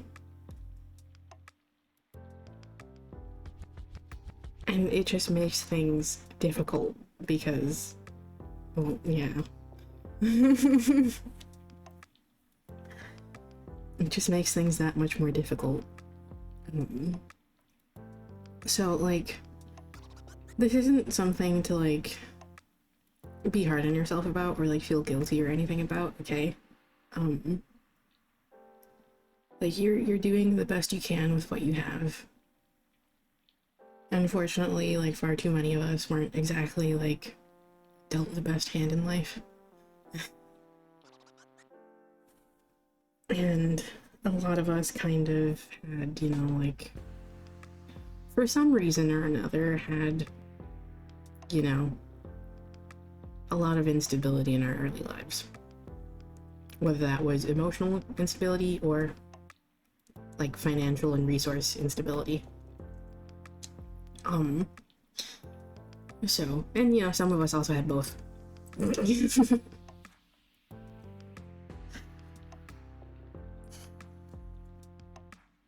Yeah. It's definitely not, like, a sort of, like, toxic positivity vibe, because, you know, that shit's valid, okay? It's understandable that, like, this would be, like, a problem that would continue to, you know, like, haunt you and present itself over and over in your life, okay? Which is why I say that, like, again, like, remember that, like, it's not your fault. This isn't a self-imposed thing. Especially, like, in your early life, in your childhood, you didn't have any control over the environment you grew up in. You were just a kid.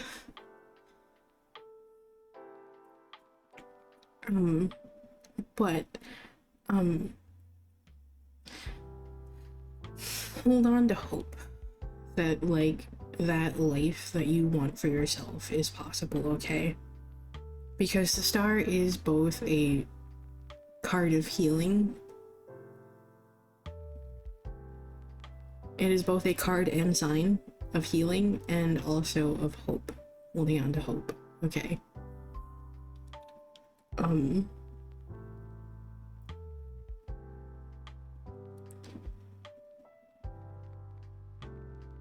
Falling into that pit of hopelessness is one of the most dangerous things that can happen to a person, unfortunately.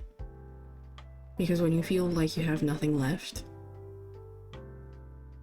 the very core of your being, the very fiber of your being, will start crumbling. And you may eventually become someone that you don't recognize. Hopelessness is very, very damaging to people. When they feel like they have nothing to lose, they're willing to do anything.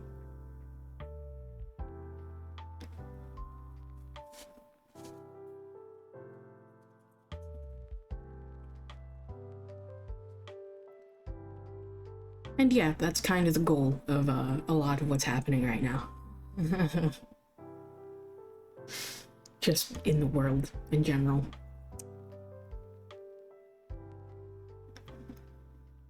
So.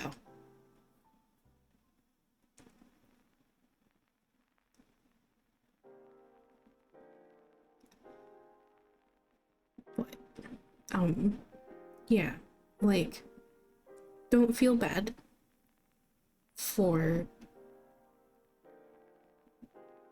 don't feel bad if you, like, struggle to see anything or feel anything other than the, you know, I don't know why, like, pit of despair, well of despair is a phrase that just suddenly popped up in my head. But okay. Don't feel bad if you find yourself in that pit of despair, okay? Like, struggling with all of those, you know, like, not so great emotions that don't feel so good. And don't, like, be hard on yourself if you find yourself struggling to push past them, okay? Sometimes all we can do is just sit with them and be with them and allow them to exist, and really that is the only way to kind of, like, make it through. Yeah. I was literally just about to talk about, like, depression. Especially with, like, depression. The only way to, like, to like, live alongside depression is to make peace with it. Understanding that it'll always be there. And being gentle with yourself when you find yourself stumbling into a pit of despair again.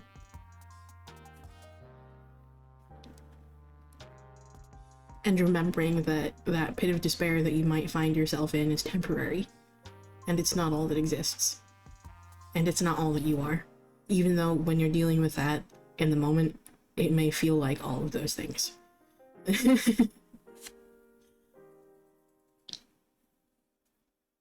You can only live alongside it. It's not something that ever really truly goes away. Unfortunately.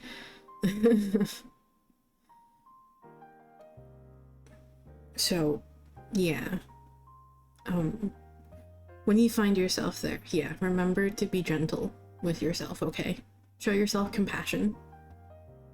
And do your best to remind yourself when you find those thoughts, just, like, remind yourself that when you just find those thoughts just, like, overtaking your head and just, like, blaring in your head, and that's all that you hear, do your best to remind yourself that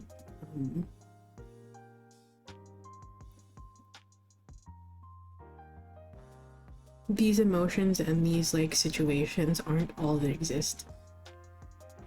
There is more outside of them.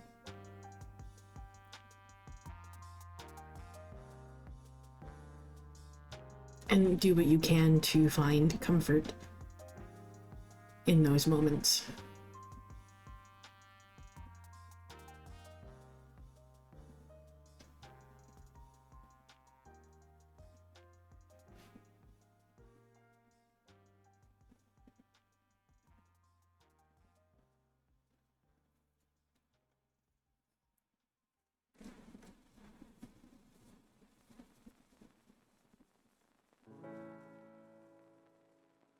No amount of pushing them aside, trying to numb them out.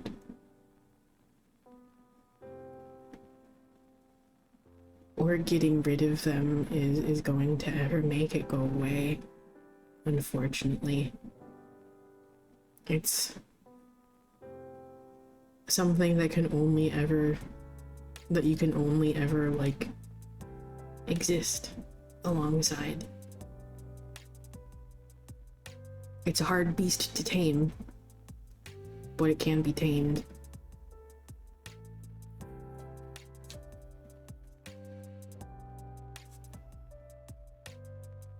And occasionally it'll win sometimes.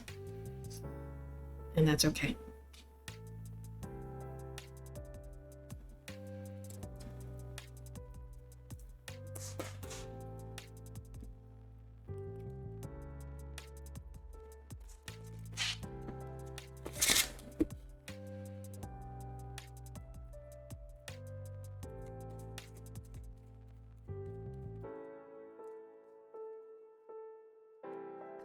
That was like multiple cards stuck together.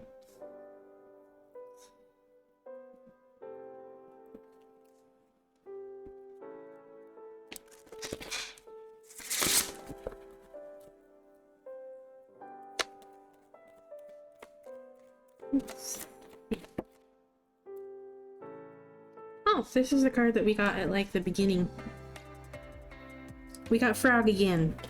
How fitting that it's also card 17, like the star is.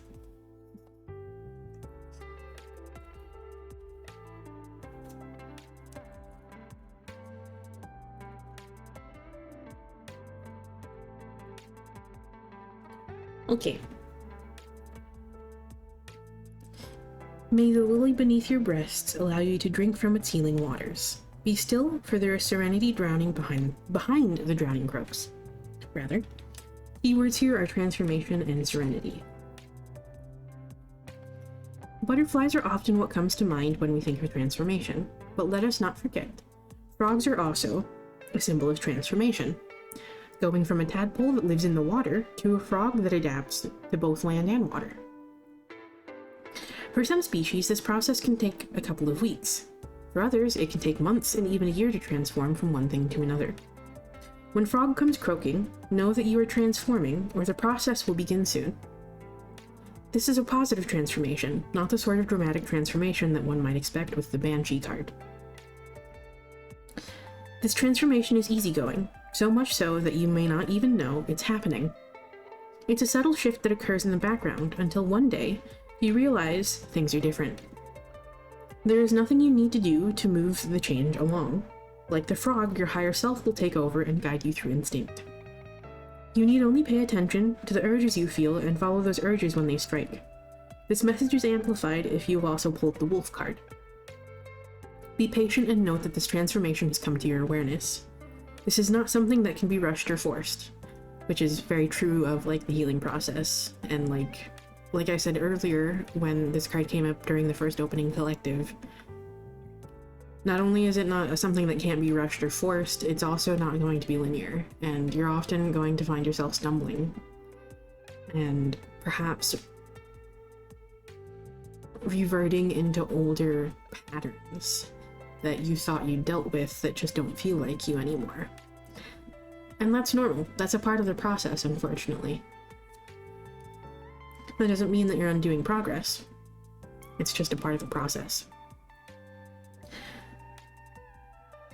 Like the frog, this transformation may take days, weeks, maybe even a year or two to transform completely.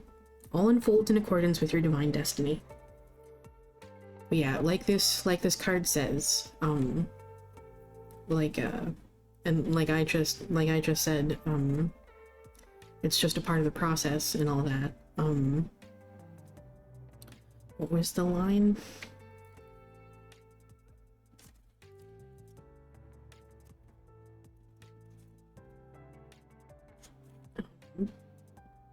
right. It's a subtle shift that occurs in the background until one day you realize things are different. That's also sometimes very, very frequently true about healing. Sometimes you feel like nothing is happening and that you're not making any progress until one day you realize, when you look back at things, you realize, oh, that thing doesn't bother me as much as it did anymore. And I've actually kind of like changed my reaction to this specific thing now. And I can work through it a lot easier. And like, yeah. With the process of healing, it often, unfortunately, does feel like nothing is happening. And you feel like you need to be doing something.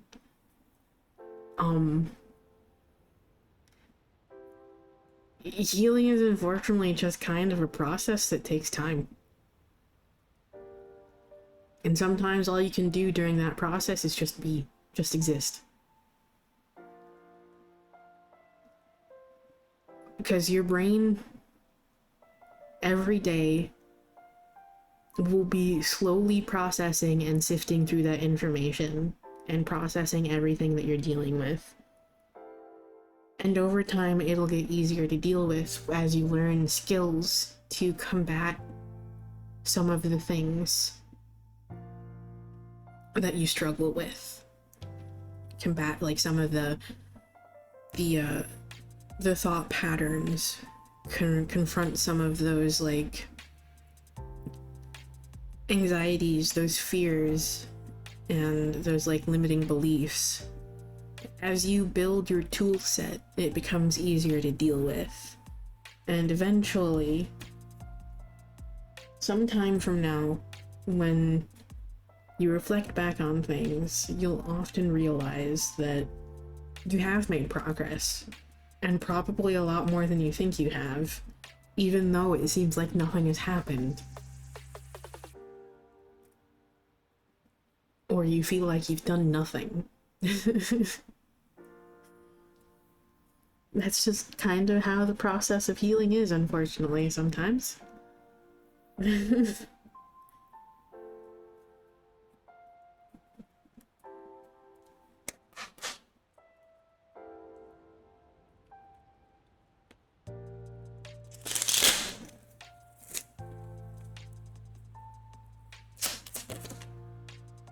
Well, we got two cards that shot out in two different directions. We had one go this way, one go this way. And the one that went that way flipped face up and goes very, very well with this card here. We got transformation is on the horizon.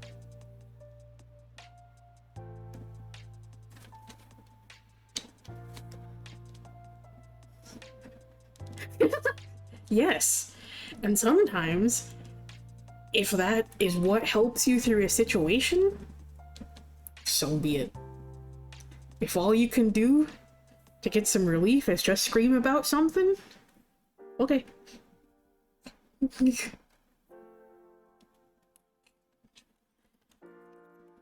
And take it to the altar is the other card.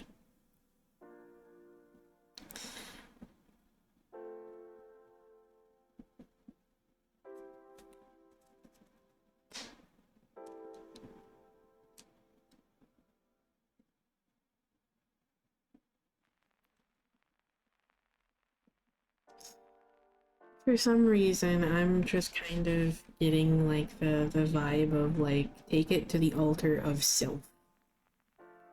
Honor yourself and honor your feelings. It might be.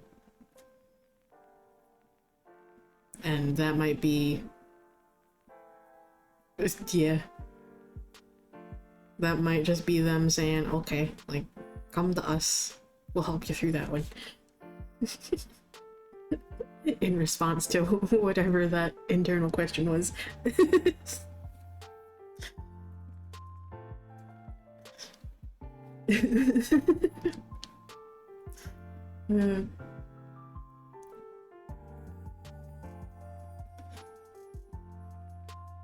Ah. I'm sorry. I'm sorry.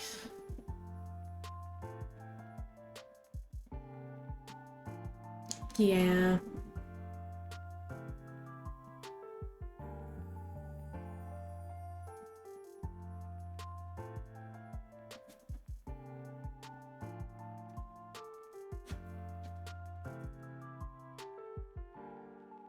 Yeah.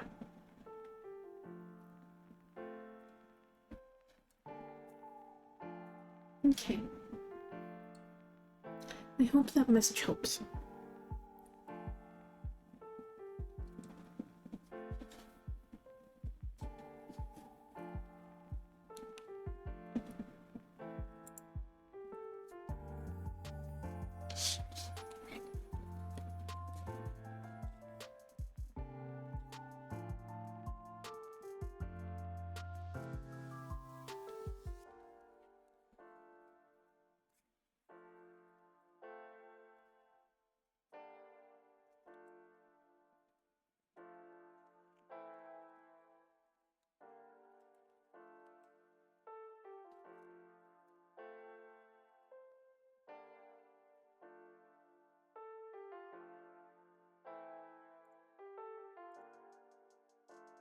Of course. Thank you for stopping by.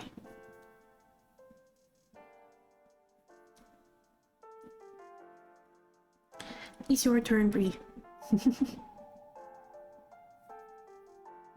I'm just taking a drink of my tea here. It's delicious.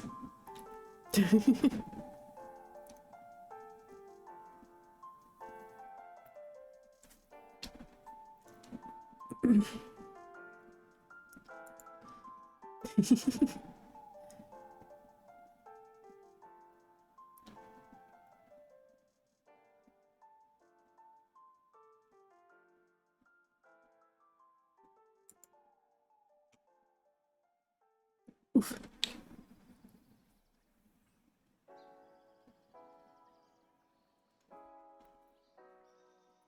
Okay.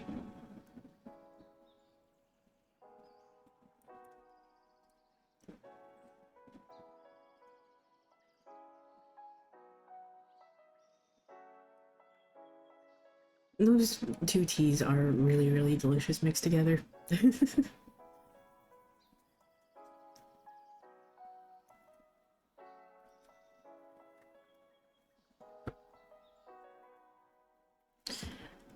A caramel apple tea and a maple ginger tea. The maple ginger just adds an extra bit of like sweetness to the caramel of the caramel apple, and the ginger just adds like a bit of warmth to it, which is really, really nice. So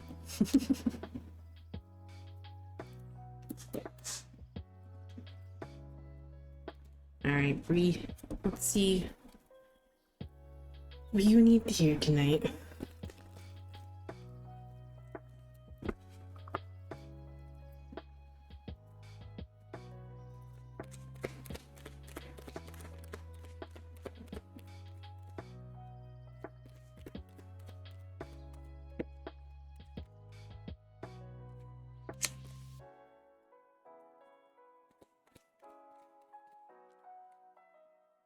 That was a floor card. How dare.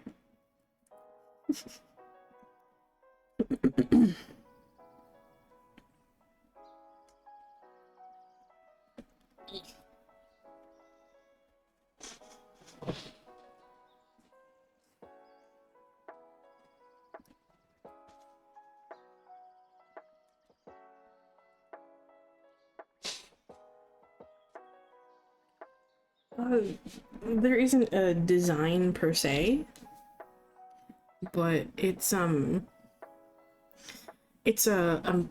magnetic finish, a magnetic nail polish finish on it,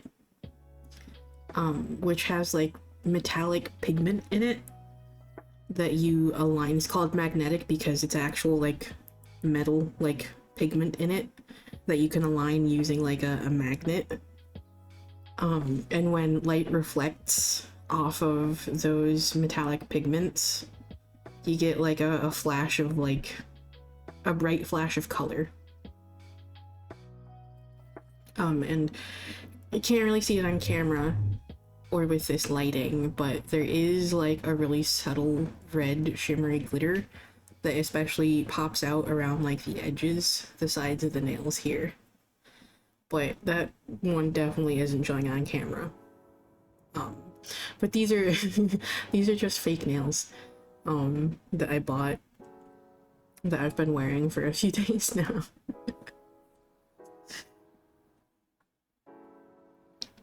But yeah, that magnetic finish really only shows up in like direct lighting. In like indirect or in like low lighting, you only see like a dark red or like a black color. You can see it when I like turn my nails like that. That's what they look like most of the time. Until light hits it in a certain way. And then you can actually see the bright red color.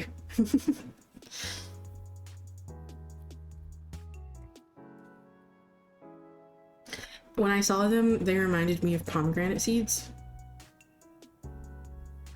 Or pomegranate arrows. And I decided to buy them. And I also decided to get like some pomegranate stuff. Because it made me hungry for pomegranate.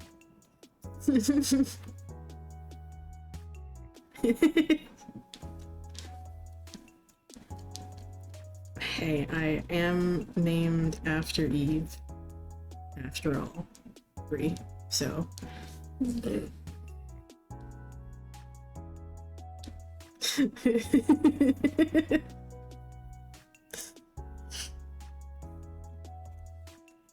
Alright, we got the Three of Wands reversed.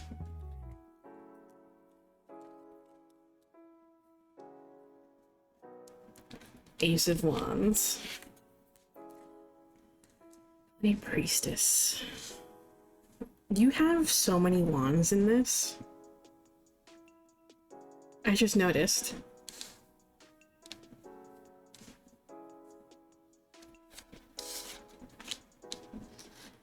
The Page of Wands and Nine of Wands. You got all wands in a major arcana.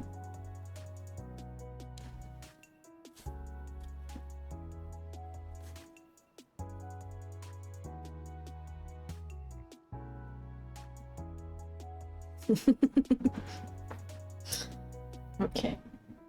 What's up?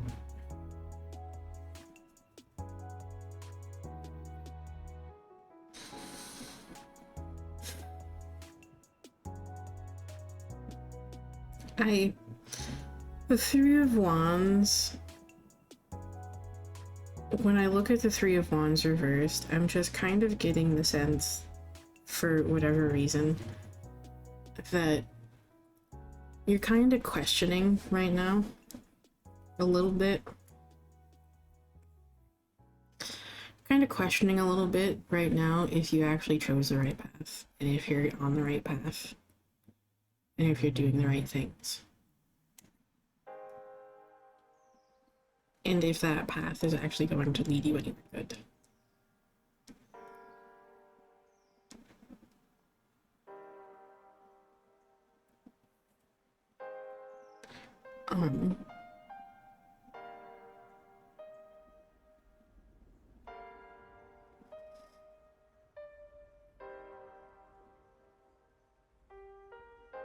Yeah. And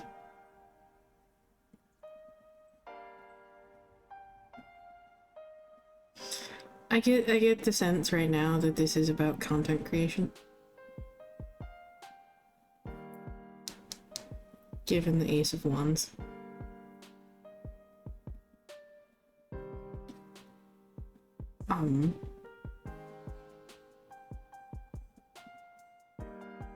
Just kind of wondering if that's something that you should still pursue anymore and if it's worth doing.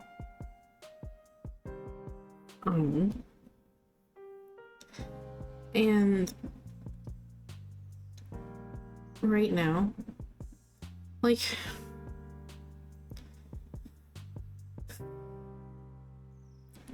you know the answer to this already.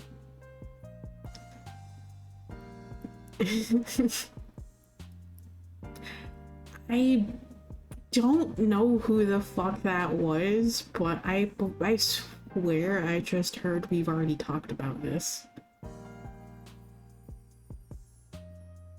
from someone.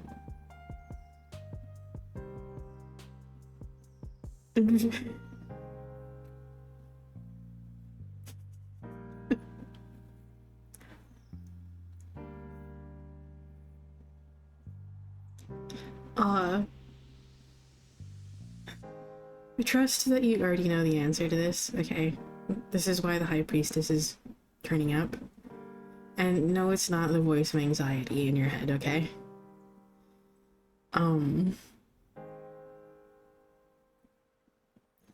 It's not that voice of anxiety in your head, okay? In my experience, intuition and that sense of inner knowing is never the voice that speaks to you loudly.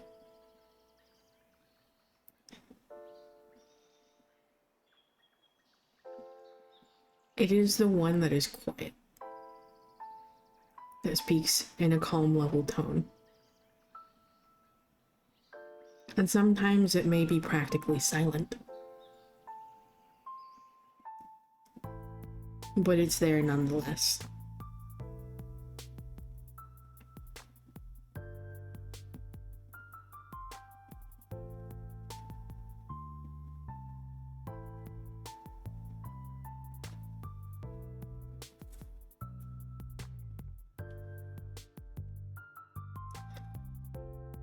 So, right now you're being asked to just kind of like stick this out and see it through with that Nine of Wands energy, okay? What does your heart tell you about the situation?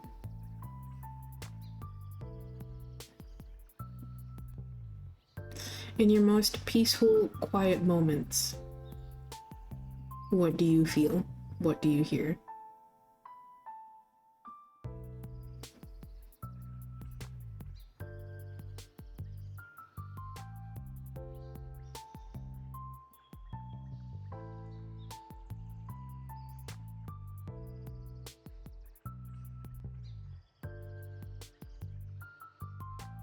Question. How often do you tell yourself you're running out of time?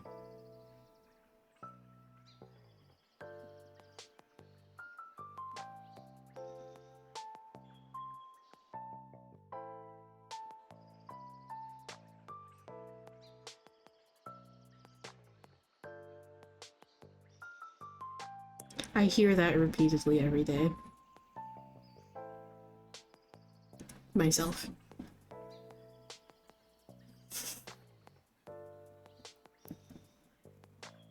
Sometimes it's for me, sometimes it's not.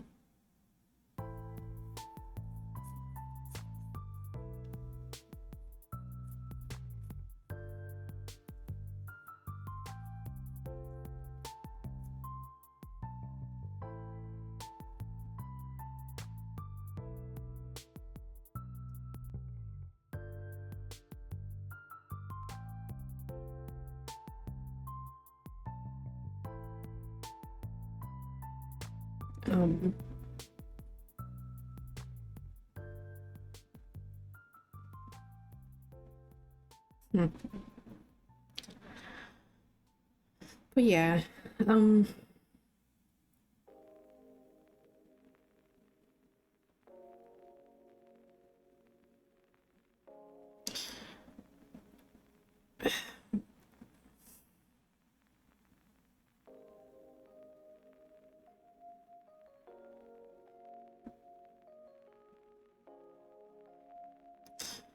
don't worry about it, it'll be there when you get back.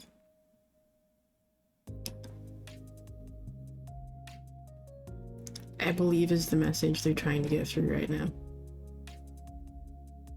They're trying to tell me something else. So I believe that's really the gist of it. Right now, your obligations lie elsewhere. Okay? And that's, you know, like taking care of yourself and doing what you can to, you know, make it through the things that you're dealing with, okay? But make sure you're not preventing yourself from doing the things that you want to in regards to this because you want to hide yourself out of fear. Because you feel like no one cares about it. And that, and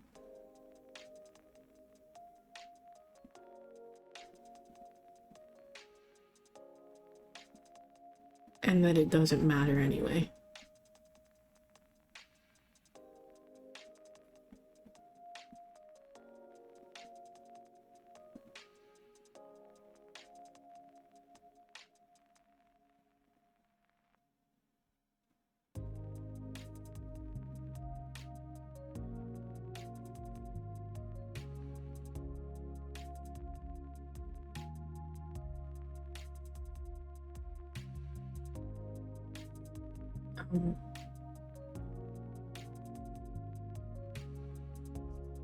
I also just remembered I need to contact you later anyway.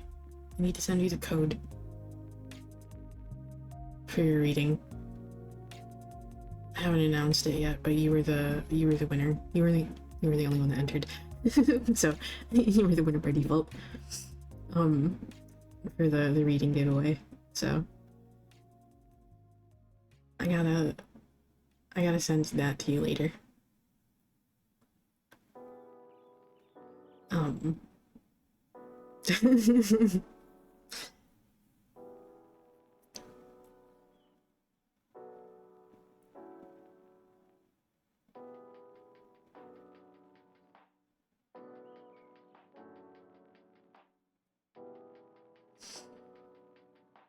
But yeah,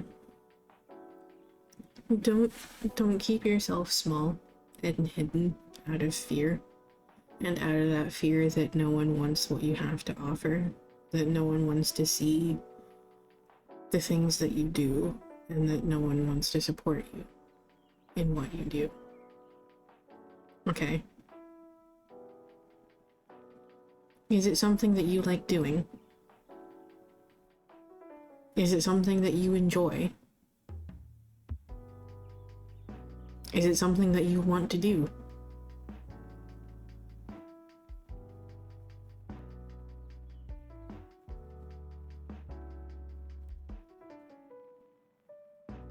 If the answer is yes, then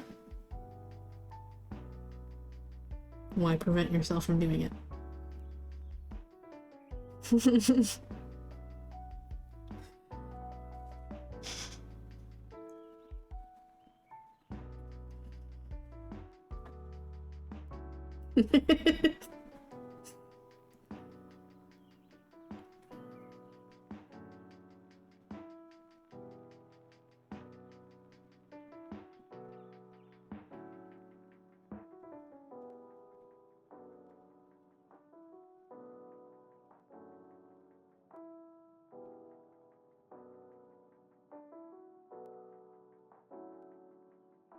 Oh.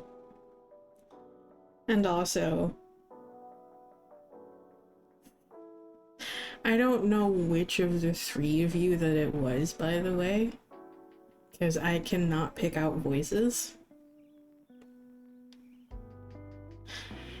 It wasn't anything any of you did, by the way.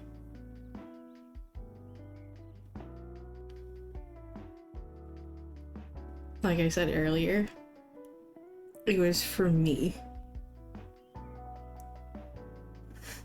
And yes, I heard that the other day.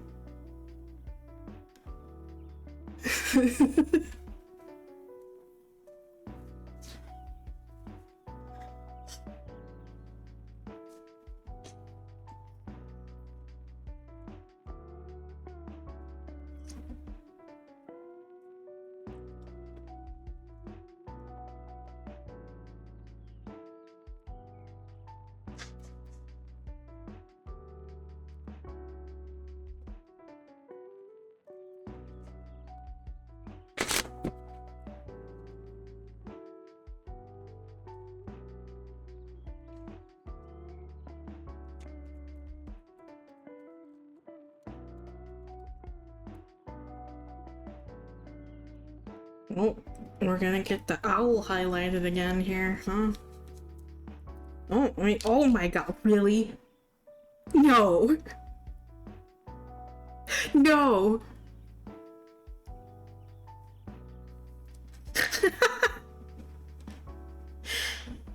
These were like the cards that we got at the beginning of stream. This wasn't like the second one, but this was in the first one.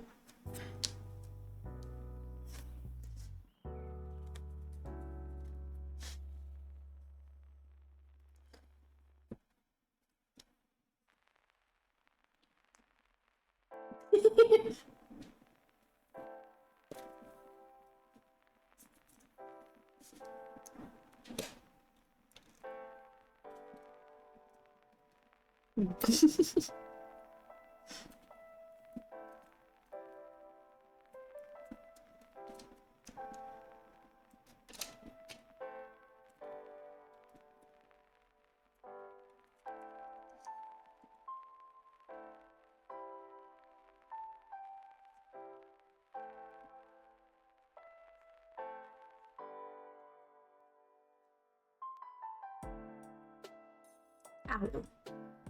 Behold sight, O ancient ones, for there is magic in the darkest of places if one dares to open their eyes. Words with this, again, are knowledge and observer. There is no witch or Samhain without the mention of owls. Owls are majestic creatures, often known as old souls that have fantastic sight and the ability to turn their heads 270 degrees. Their energy is one of vast knowledge and observation. They sit in silence, carefully watching their surroundings for their prey. They do not need to search for what they seek endlessly, as they know that what they seek will soon come to them. Owl is called because you are one of the great keepers of wisdom, even if you don't know it yet. You have knowledge and experience that others need. You have something to share with the world, a voice that must be heard, and healing that must be shared. This is a natural path for you, and as the saying goes, when the teacher is ready, the student will appear. You are being asked to expand your spiritual knowledge in the realm of the owl, the night. In other words, the shadow. Some quiet messages and signs are waiting for you in the unknown void where light is not present. This message is amplified if you have also pulled Greet the Darkness. Yeah. Do not be afraid of what you cannot see. Trust in your other senses to pick up the load when your eyes are not enough.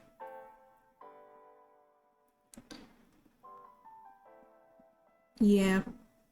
I know that feeling. I've also kind of let fear get in the way for me as well, which prevents me from doing this.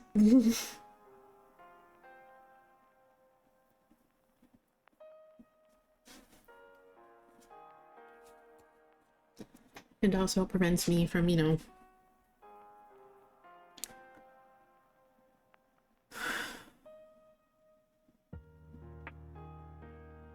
prevents me from communicating about things like I should. Being as open about things as I should.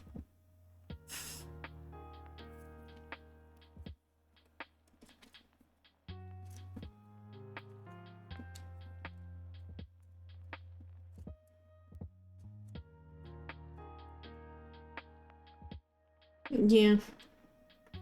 Yeah.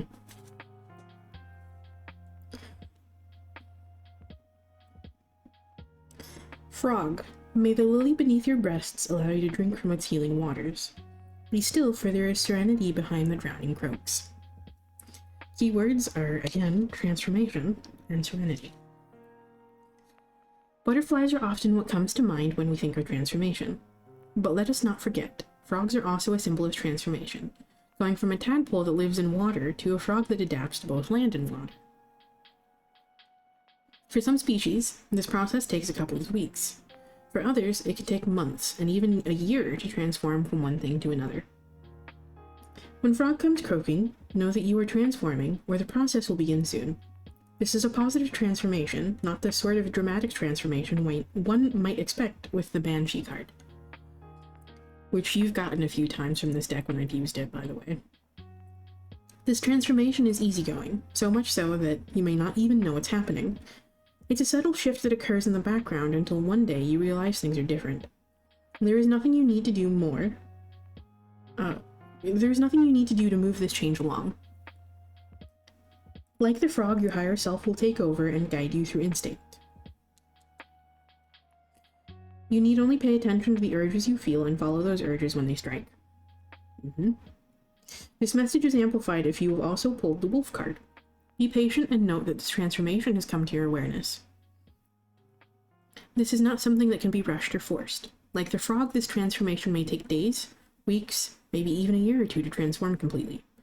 All unfolds in accordance with your divine destiny.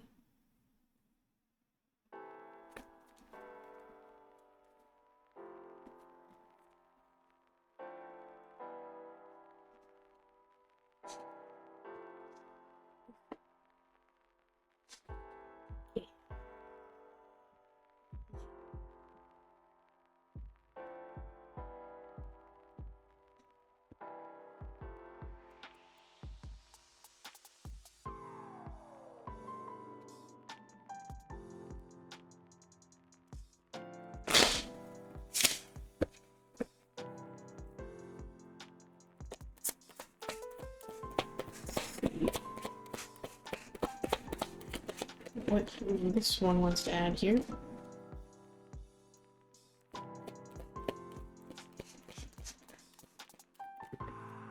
Okay, hello.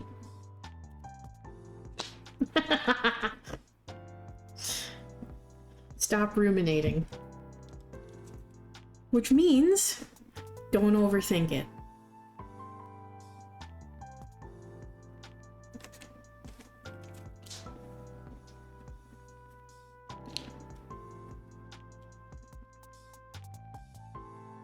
In regards to this.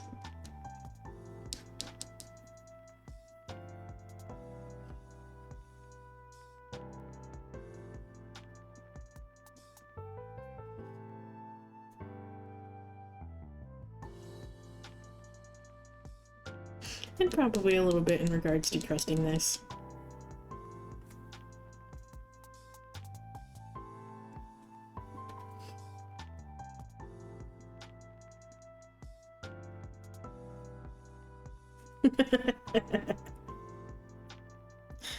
I definitely know the feeling about not trusting this one and overthinking it far too much. So. Yeah. Also, hello Veroth. Enjoy your lurks.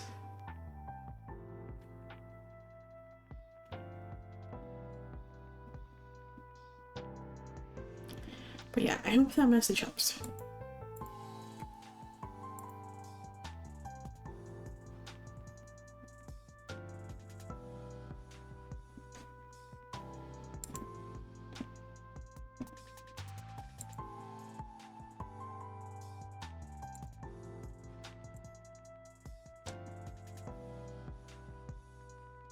But yeah,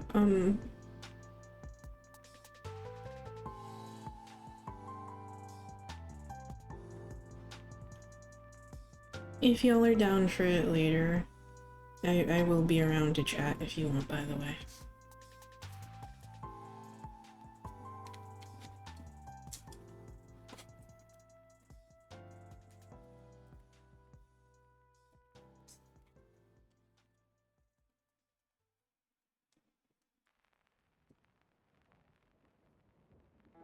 I would just need to be invited to the chat again.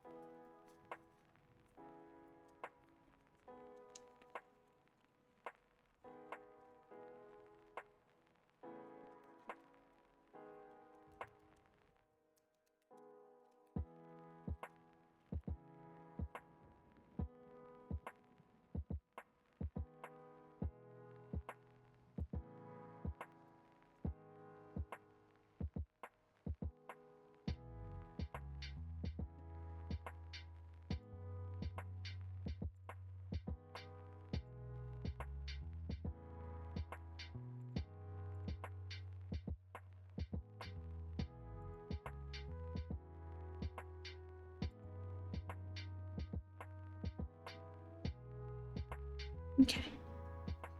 Let me just drink some of my tea here.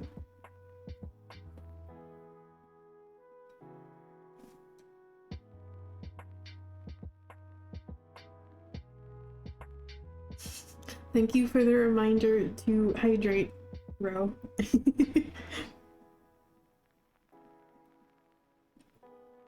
I'm drinking my tea, I promise.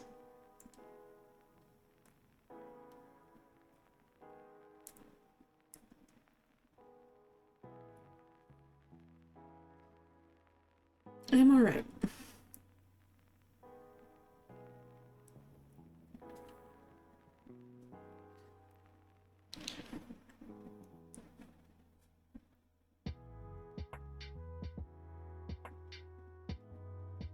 Okay. Also, I just realized, you want to see a giant ass candle? I bought this candle that, like, they're selling at Walmart right now. It's a Better Homes and Gardens candle. And funnily enough, that isn't even the biggest fucking candle that Better Homes and Gardens sells, apparently. They literally sell one that's about, like, literally the size of a bucket. Thank you for help.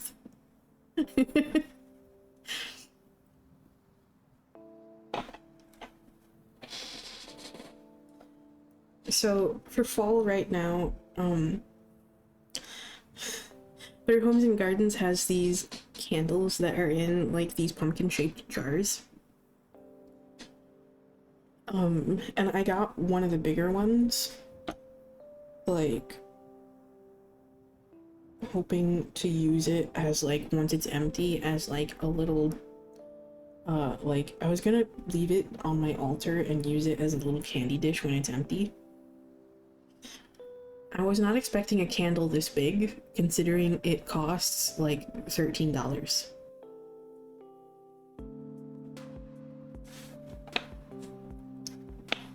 Look at this fucking candle. This is a 30-ounce candle, by the way.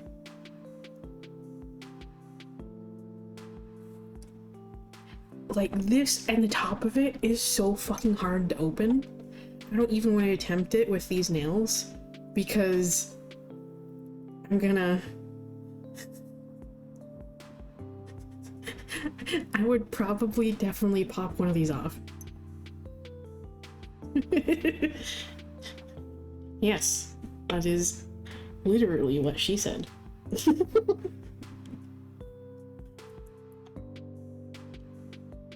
Oh, I got it. Oh, it's massive.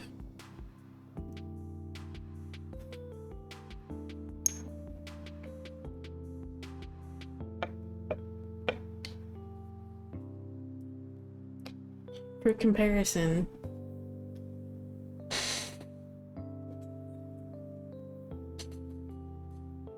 this is one of their tiny 5-ounce candles.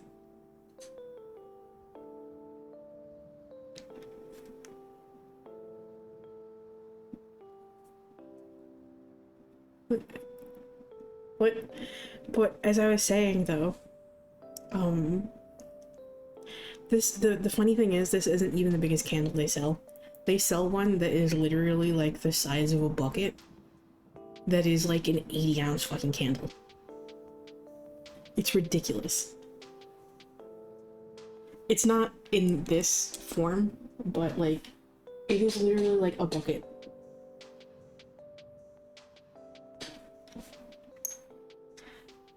Yeah. Yeah. Yeah.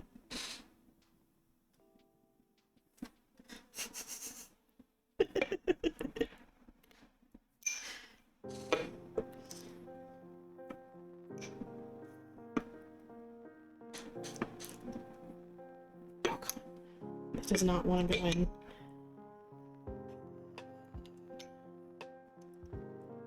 I'm setting myself up for so many jokes here.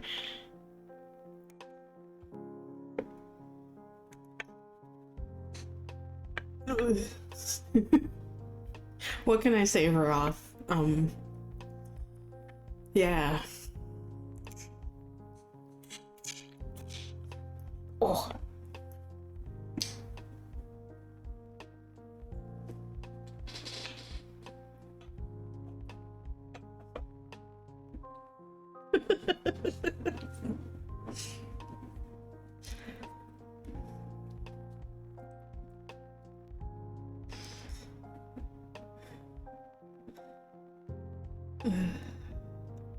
I can assure you, Veroth, I can assure you, I am much, much more tame on camera than I am off. It's worse. If Adam were here, he could tell you. I am so much worse. I purposefully tame it down.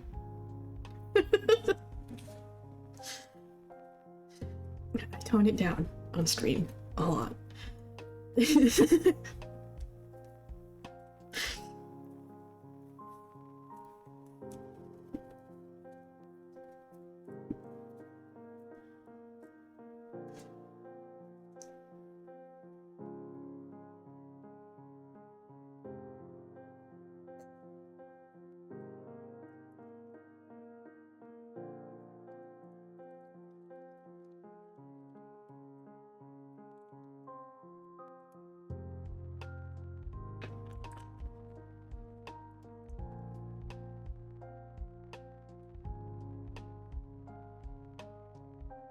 Okay. Are you ready, Cassie? I got distracted by tea and then by candles.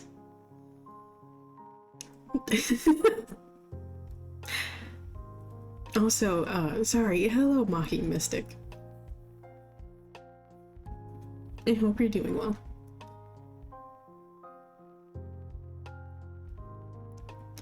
Perhaps a little bit. Yeah. It happens.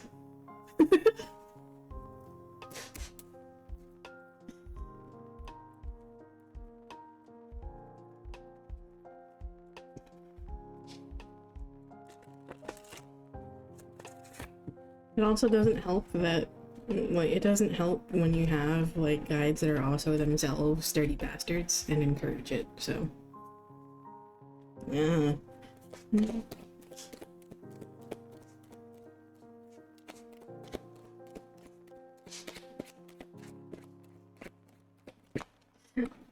Alright. Okay, I have a card coming over and pop out.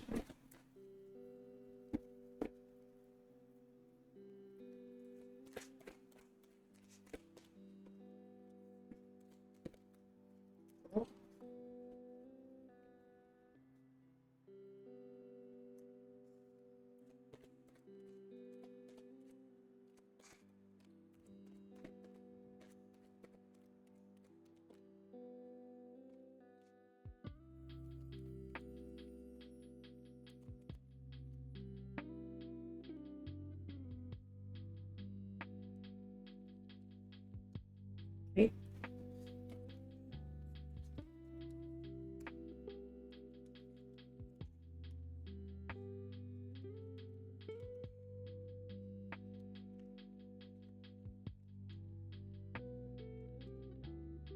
Both sides of this one are, both sides of this one are being called on because this one popped out sideways. I mean, if you have the time, and you want to right now, my queue is still open. There should be like one person after Kazi here. So. Oh, and the Nine of Wands again.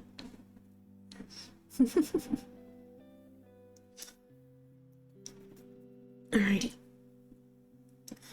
We have the High Priestess, the Three of Cups reversed, the Six of Cups reversed, the Queen of Coins reversed, but the upright is also being called on here. And the Nine of Wands. So,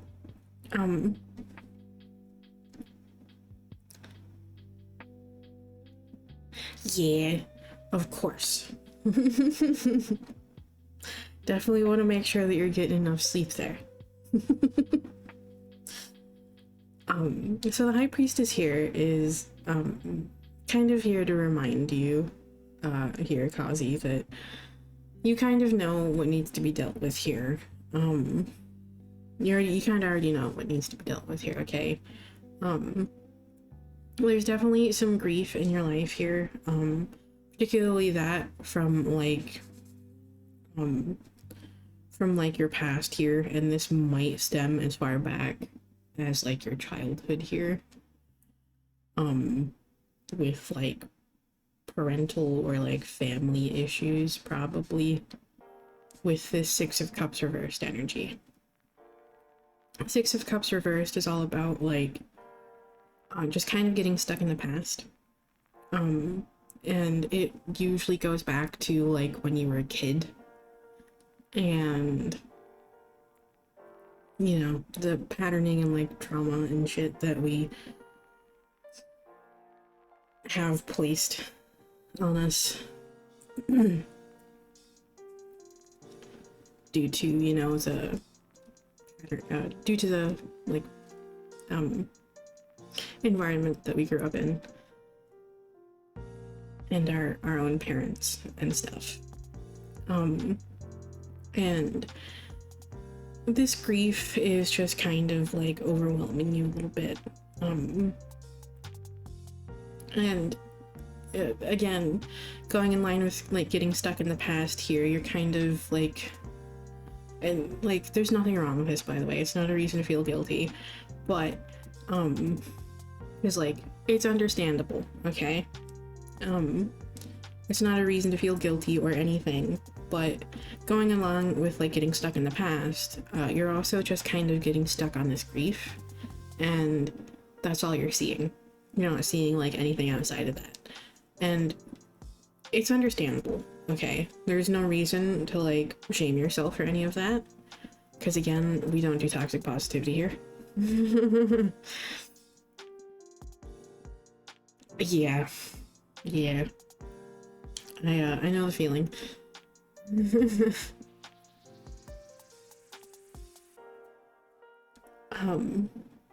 But like, yeah, like what you're experiencing is valid, okay? But you do kind of need to find a way to cope and deal with these feelings and find freedom from them. And like, I know that's what you're working on right now, and this is essentially a reminder to just kind of keep doing that, okay? Because all of this right now is just kind of causing you to feel very ungrounded, to feel not quite like yourself, and it might be like draining you. And that's where like that Queen of Coins energy, Queen of Coins reverse energy is coming in here. And the upright of that Queen of Coins energy is coming in here to remind you to take care of yourself, to do the things that you need to do to take care of yourself, and to find those moments of like self-care, to nurture yourself in the ways that you can, and to take care of yourself in the ways that you can, and show yourself that like kindness and compassion, okay? Do whatever you need to find that grounding again, to find that like stability again, to find yourself and your footing again, okay? This is, you know, going to be a bit of a difficult journey at times, and it might feel a little very unpleasant at times, but you will see fruit with this, okay? Just keep seeing this through to the end, okay? Yeah.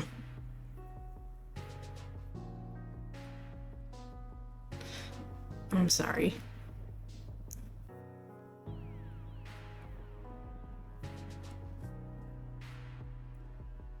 But yeah. Do what you can to care for yourself here, okay? Especially if you're, you know, like, frequently finding yourself ill. Okay? Like, keep setting those boundaries that you mentioned earlier, okay? Keep doing what you can to protect yourself and to protect your energy, okay?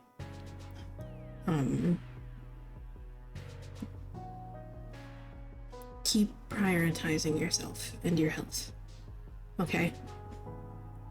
Do what you can to care for yourself and to seek out, you know, like, help when you need it, to seek out, you know, like, to seek out assistance when you need it, whether that be, you know, like going and seeing a doctor if you're actually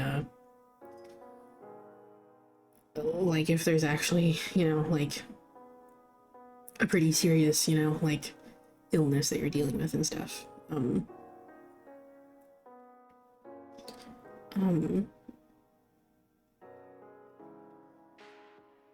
And seeking out, you know, like medicine.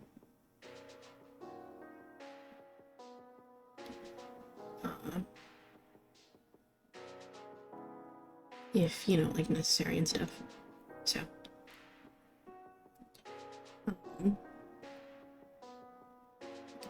But yeah, the overall part of the message here. Yeah. I'm sorry.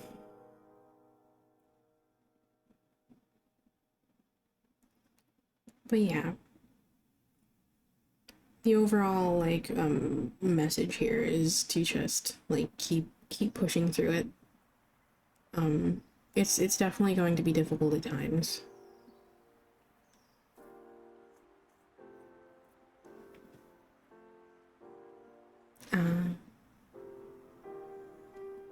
I'm sorry.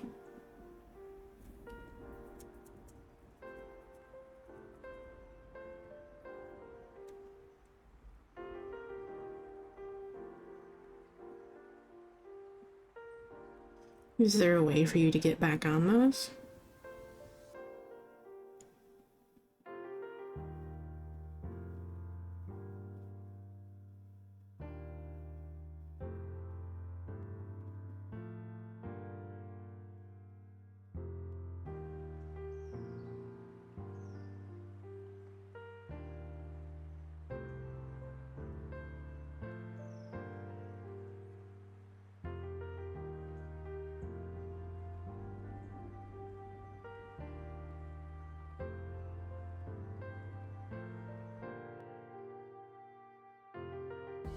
Oh. Okay.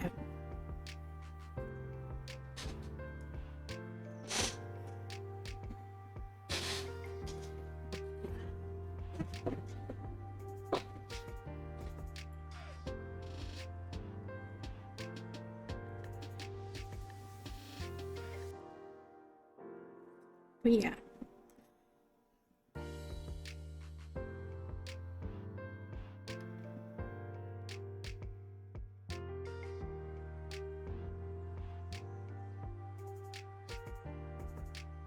I mean,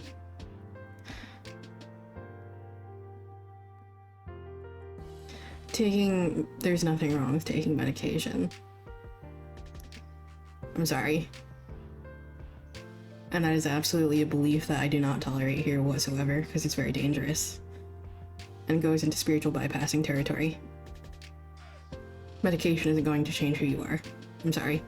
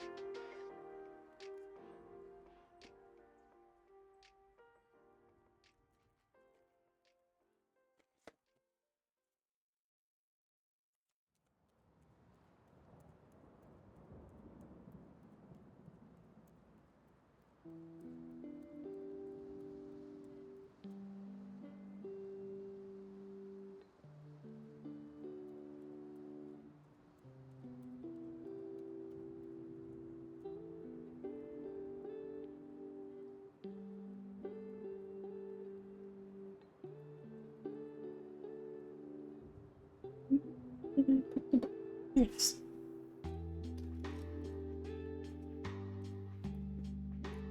Okay, we have ancestors.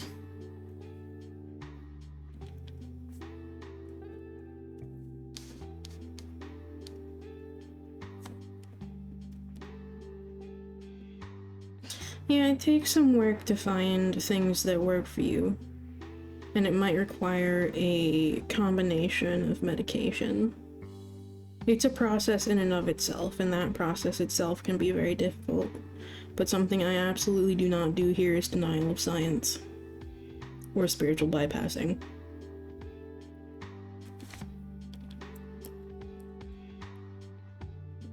Ancestors. They hiss a quivering so deep only roots of your soil can lift the nakedness hidden within the vows made in silence. An ancient chill walking upon the spine.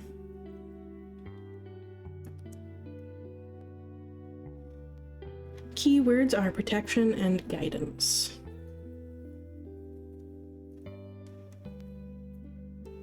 Your ancestors are always with you, protecting you. They watch over you and keep you from harm's way. They are present, telling you that it's safe to go forward and you absolutely need to. You feel them with you. They also protect you from things you cannot see, like someone trying to put a hex on you, or someone who is talking about you behind your back. These threats never make it to you because your ancestors have protected you without having to ask. They want what is best for you and they love you unconditionally. Rest easy. You have chosen this card because you are being protected and guided, even if you can't see how. Everything that has brought you here has been for a purpose. There is some lesson, blessing, or miracle in every situation you've ever faced, good or bad. That's also a belief that I don't really like too much. There isn't always a reason for anything. Or everything, rather. And sometimes there is no lesson in those situations. Sometimes all they cause is trauma. Trust in those who watch over you. Know that there are thousands, maybe millions of your ancestors who've walked before you, sharing their love, wisdom, and protection. Be sure to thank them because you wouldn't be here if they hadn't walked their hardships before you. Many have lived and died, laughed and suffered, and sacrificed so that you can be here. Honor your ancestors by trusting them to watch over you. Call on them when you feel alone or afraid and give your fears to them, allowing them to hold you as you walk your path through life.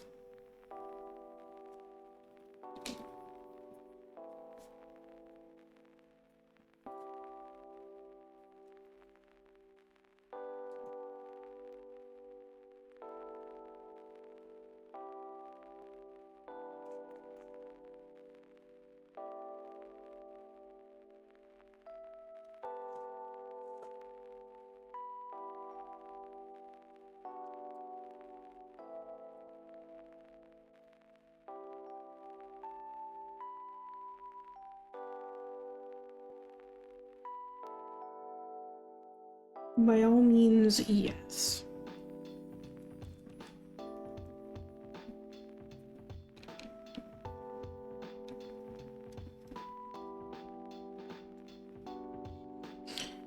You can ask your spirit guides for help with this if you want to. But yeah.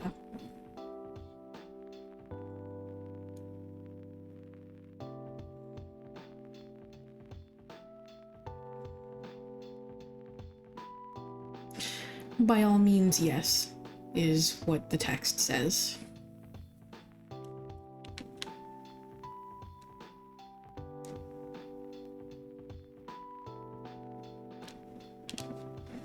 The light is hitting it in a really weird way.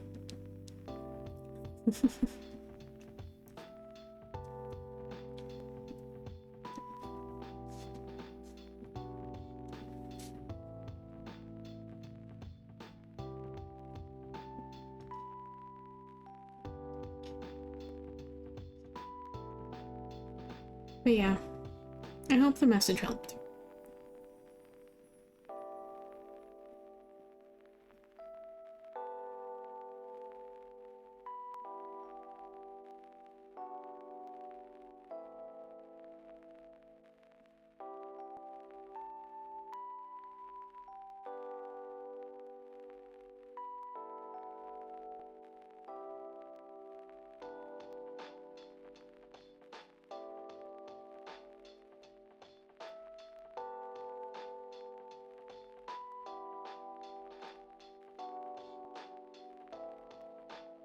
I think it just applies in general overall to the reading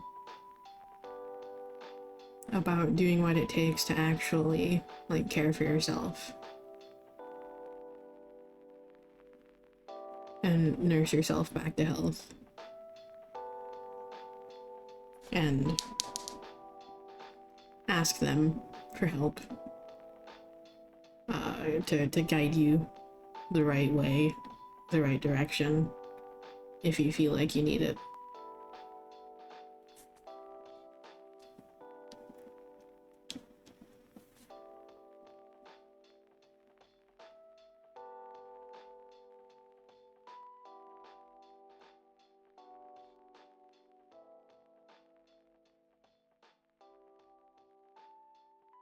Yeah.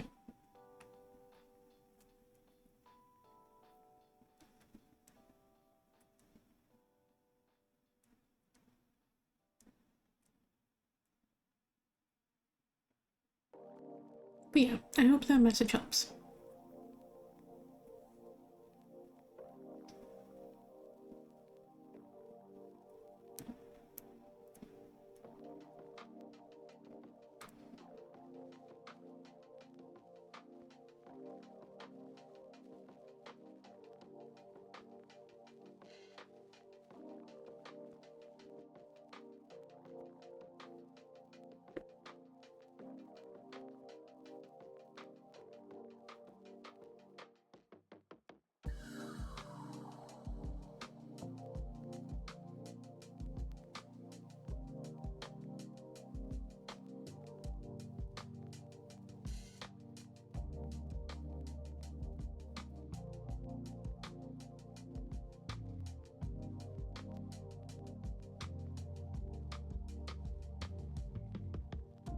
Thank you.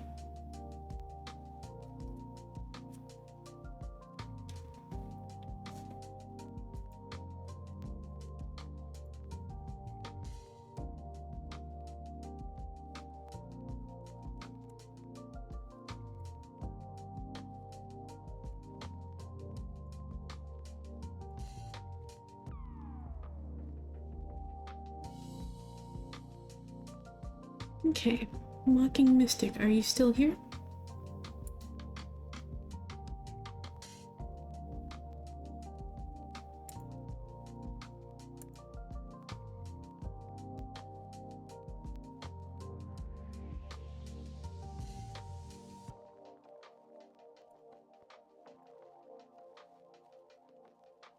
Thank you, Vera.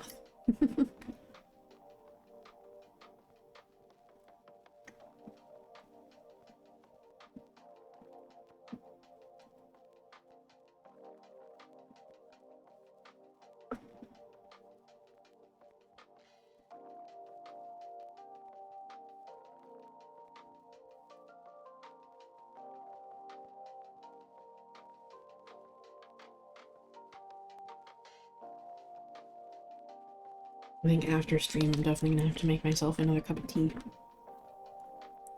I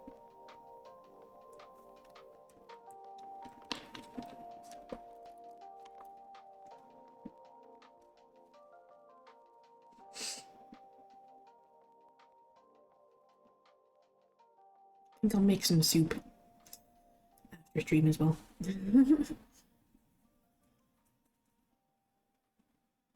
Alright, I'll be right back. I need to go use the restroom really quick. Hopefully, if they're here, they'll respond by then, if they're still here. And if not, when I get back, I'll just move to the next person in queue.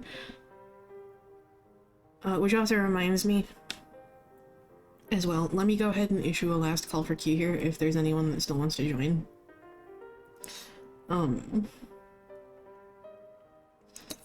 leave the queue open until I get back from using the bathroom. I'll be right back.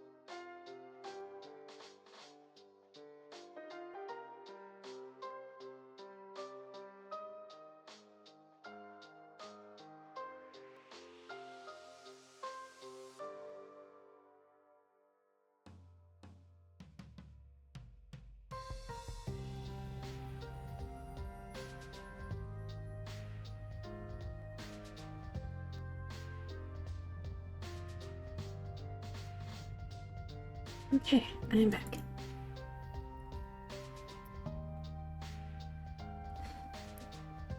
Okay. So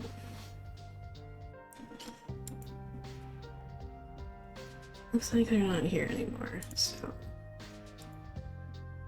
let me go ahead and close the queue and then we can move on to Veroth here.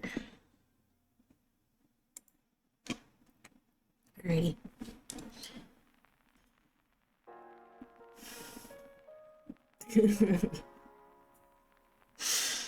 Hello, Veroth.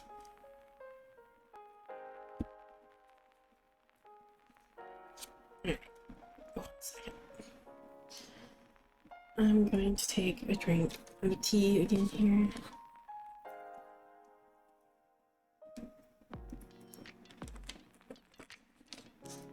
Okay.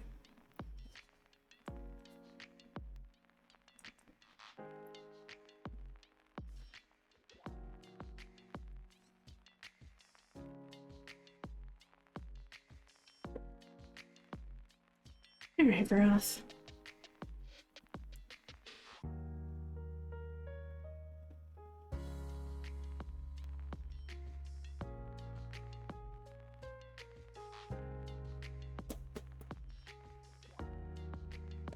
Let's see what you need to hear.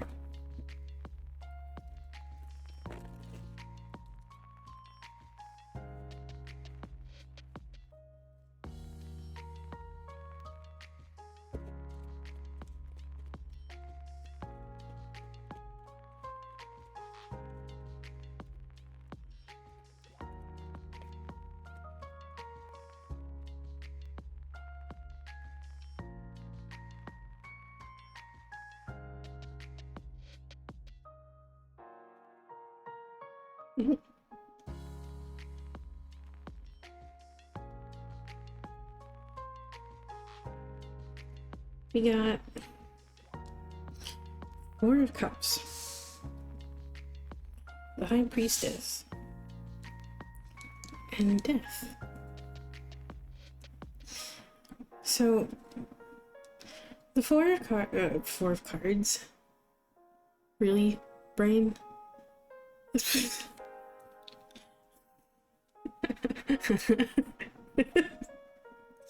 The Four of Cups. Thank you, brain.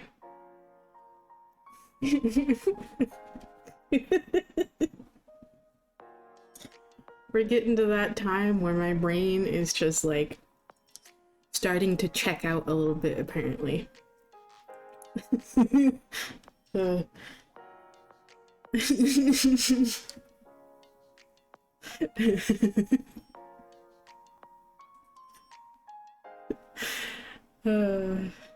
And so we got the Four of Cups here. The Four of Cups kind of pops out when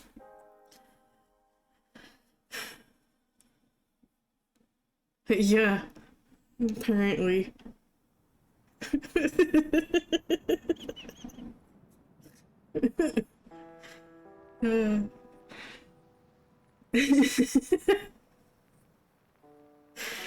So,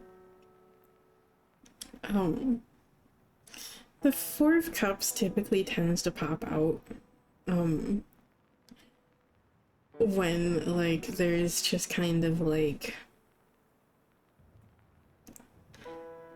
things might not exactly kind of be, going the way that you want them to. There's sometimes a kind of like a bit of a sense of disillusionment because of that. Because the things that we've went for, that we've put work into, didn't exactly just kind of work out the way that we expected them to. The outcome wasn't what we expected, or the thing wasn't what we expected, whatever that may be. It didn't work out the way that we expected it to. And that kind of often leads to like a sense of disillusionment where we just kind of feel like that's just kind of like all we're going to continue getting out of a situation, so there's no point in trying. So that causes us to kind of like close off a little bit and just like turn away new offers because we just kind of feel like, again, that's all we're going to get out of a situation.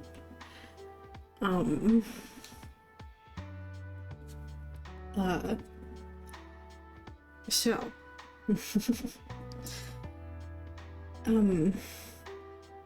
and right now you might find it best for you, because again, we do have the High Priestess, which is, again, like trusting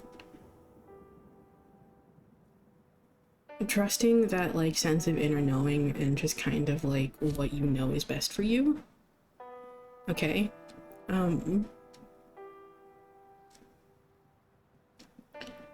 Trust that you know what is best for you, okay?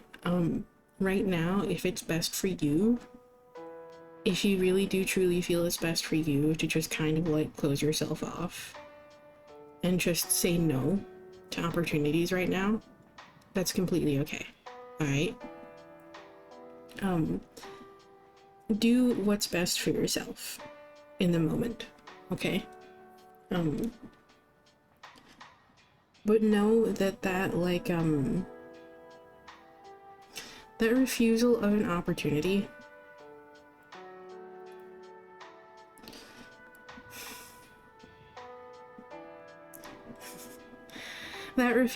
opportunity doesn't mean that like that isn't going to that there won't be like some new opportunity in the future here, okay? And I have a bit of a weird question for you right now, Varoth.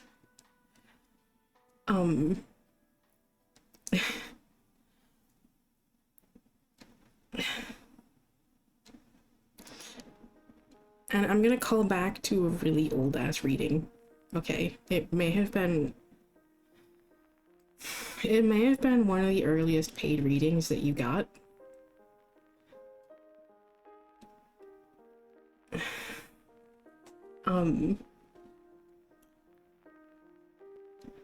There was this feeling that I got when I was like doing this reading that I ignored. You were asking about a work question, and I got the feeling, for whatever reason, that you were either that you were in the process of looking for a promotion or looking for a new job. Though something in me said it was about a promotion. You were looking for like a promotion. And there was this strange feeling that came along with it, that you might have recently been passed over for a promotion.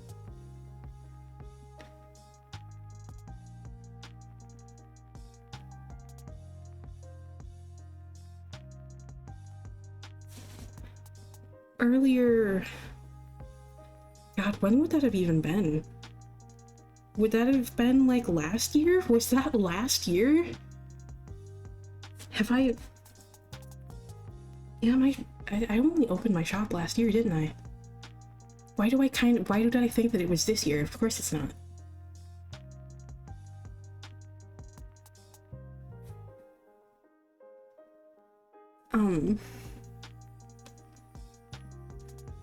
Or that, like you were... I got the... Like I said, I got like the strangest feeling that you had like recently been like passed over for like... Yeah, it was some time. I don't remember exactly when that particular reading was, but I know that it is one that you have gotten. And a question that you've asked before is about like what you need to do to kind of, you know, like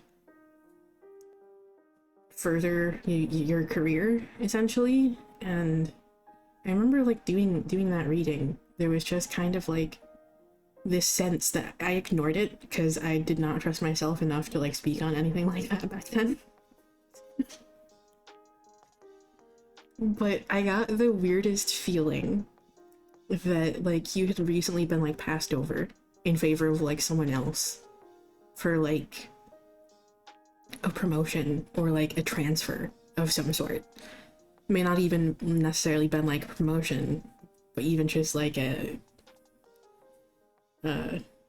parallel move somewhere. I ignored it.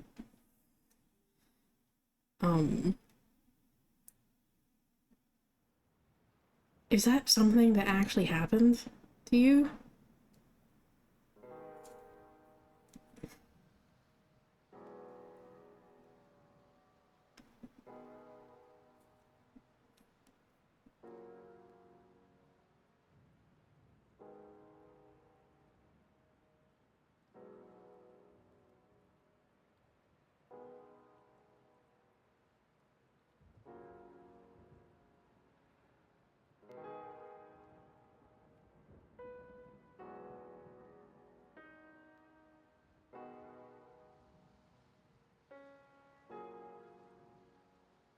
Oh yeah, you're fine. You don't have to like tell me anything else or anything, but yeah.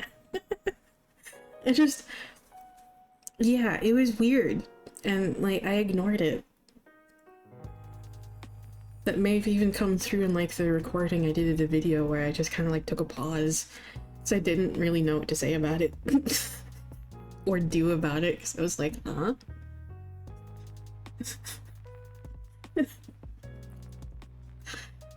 But the reason I say that is because I have a strange feeling that this might be in relation to that.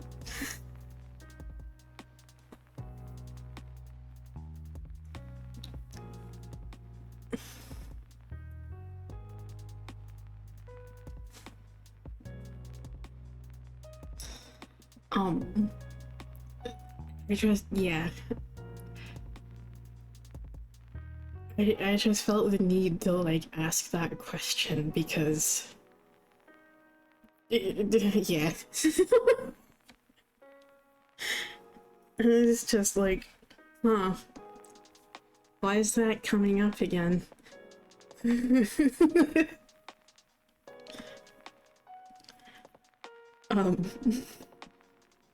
But yes.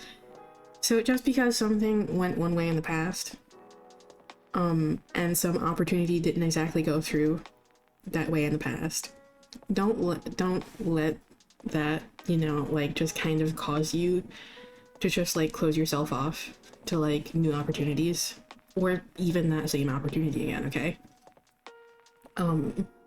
Things can always change in the future, and there is a change here with the death card. This is literally the card of change and transformation. So,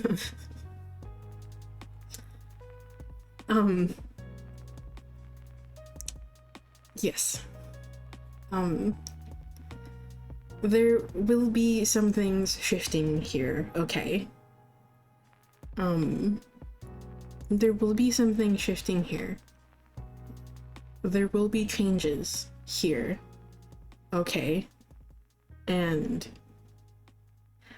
with the High Priestess card again, not only is it that sense of, like, do what you know is best for you sort of situation, but it's also kind of like that you'll know when the time is right kind of thing as well, okay?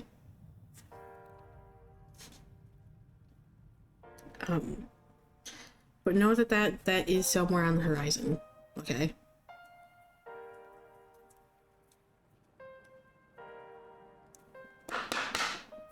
When you feel that call, answer that call.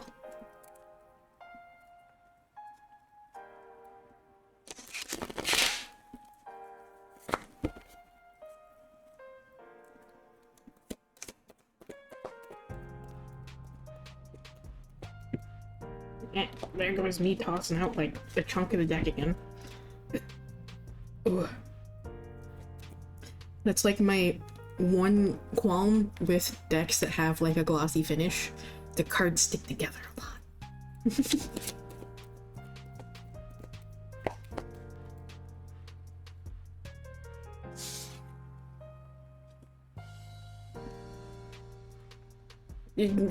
Truly, they do. Okay. We have grief. Grief, I'd imagine, relating to this.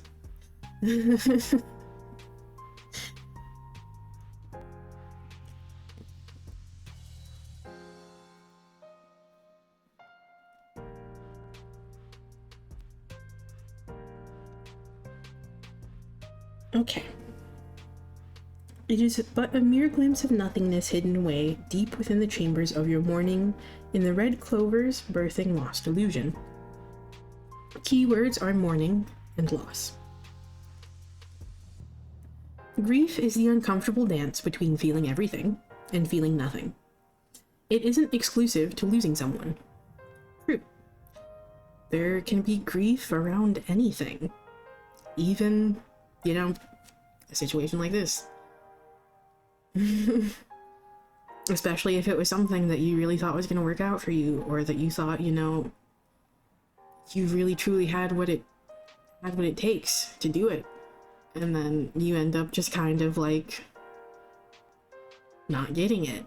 It can just make you feel like you're not good enough, so you just end up pushing away other opportunities when they, like, pop up.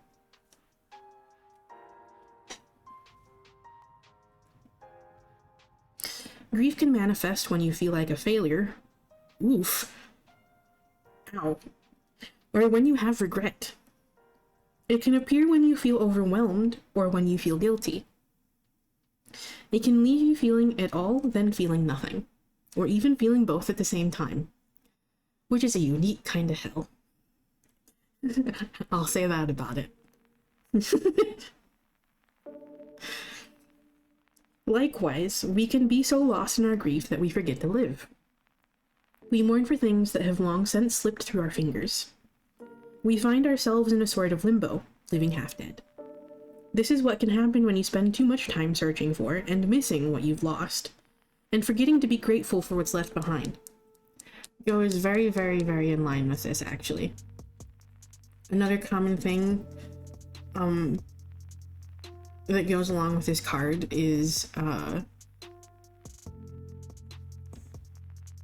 it's expressing gratitude for like the things that we still have when we've like when something didn't exactly go the way that we expected or the way that we wanted it to, and that just kind of leaves us with like these feelings that of like disillusionment or feeling like we weren't good enough or something.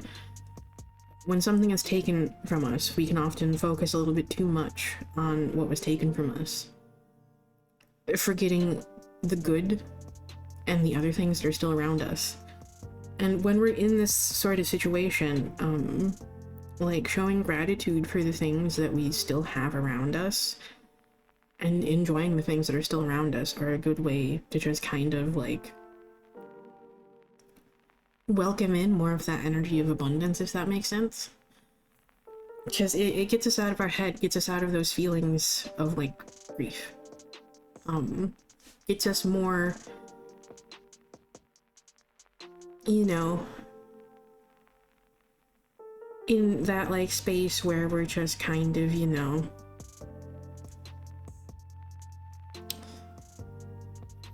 where we're just kind of enjoying ourselves, finding those small moments of joy despite like whatever it is that caused this.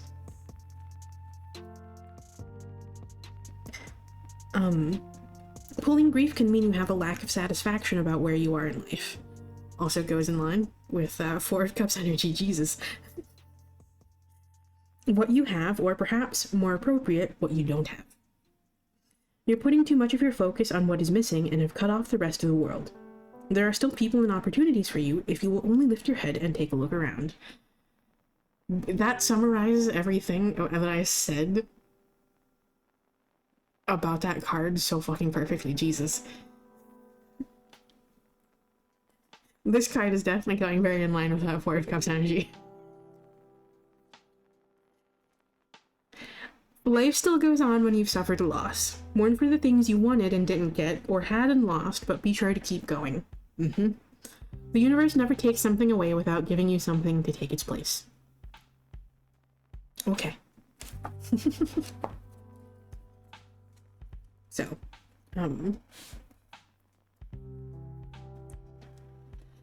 yeah.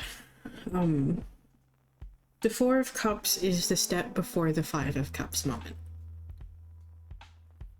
This is where we kind of internalize those experiences and we let it harden our hearts.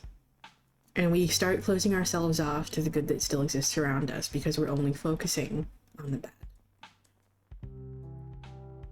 Take more time to enjoy the good, okay? And know that that bad that happened, that caused you to start closing yourself off anyway, it's still possible, okay? There's still some new opportunity that you can say yes to somewhere in the future, okay? There is a shift happening.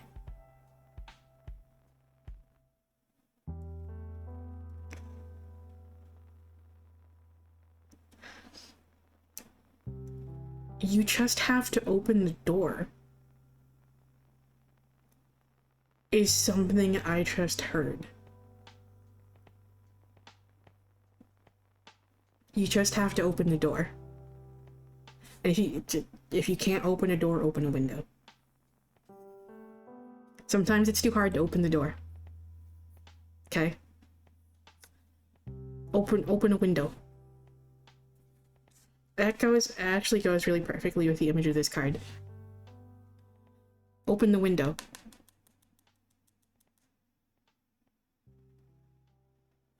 Open the window so you can still see that beauty out there. The beauty being that little bird.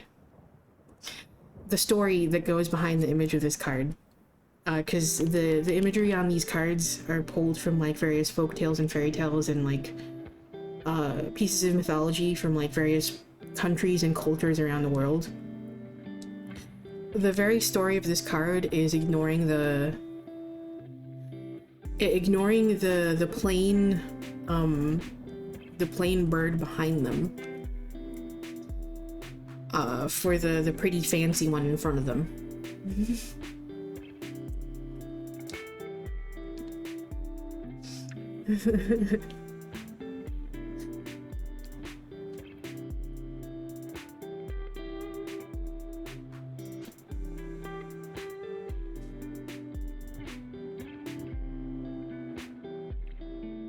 I don't remember the story. It was something about like a nightingale though.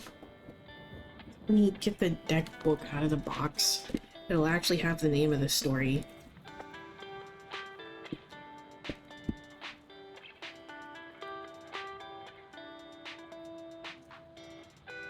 The Nightingale, yeah. It's a Danish folktale.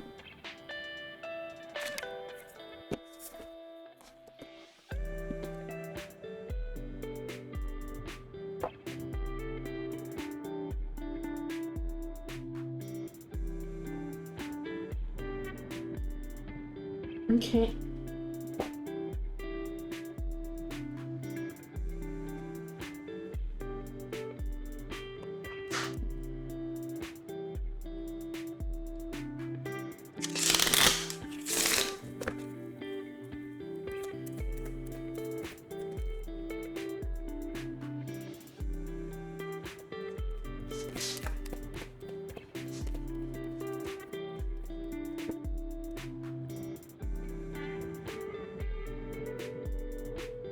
I thought there was another card here. Cut through to find clarity is the first one here. And unveil your truth is the second.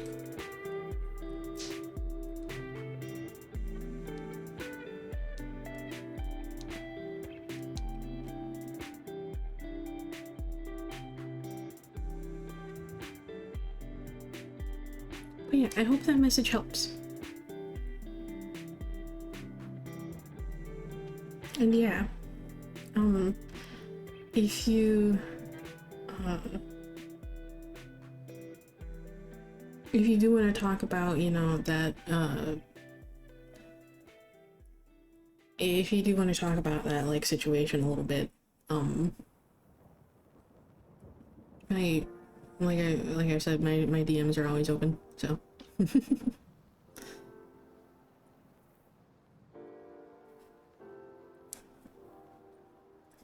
But it's not something that you have to do, so if you don't want to, it's all good.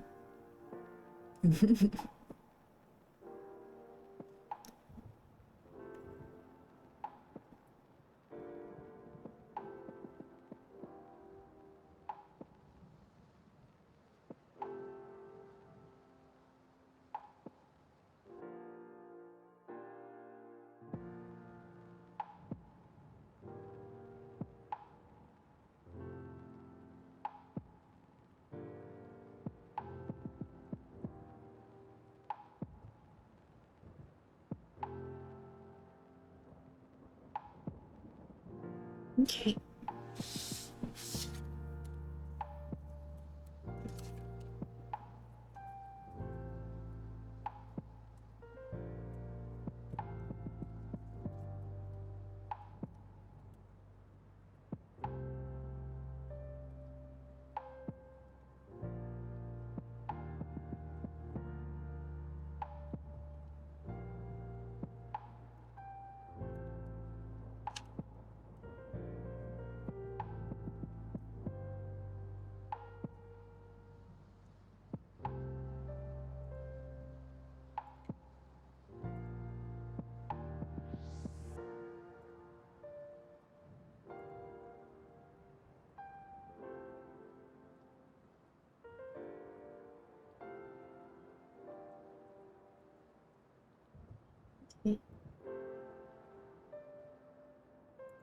So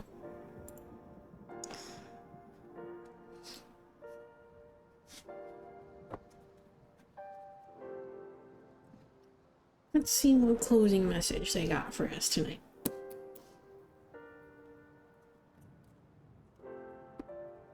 What message would you like to close us out?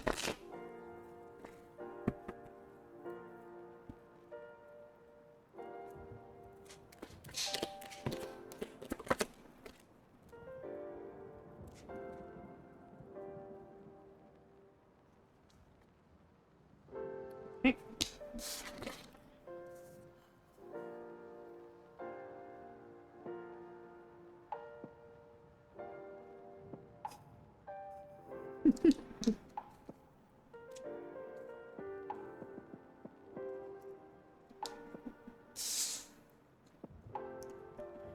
Six of Coins reversed.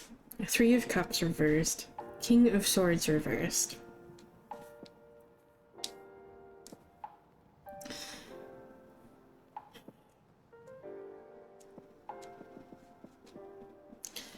Remember that it's okay to accept help when you need it. Don't shove away those that would be able to help you just because you fear asking for it. And don't let that fear prevent you from actually spending time with those. Okay? You're not going to be a burden.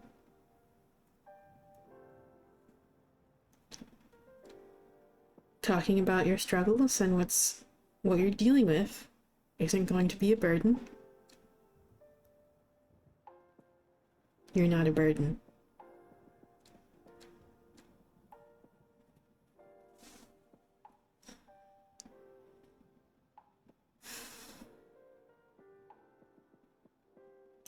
In doing so, you're just kind of keeping people in the dark, keeping people left wondering what's going on with you, and you're not being true to yourself. Okay?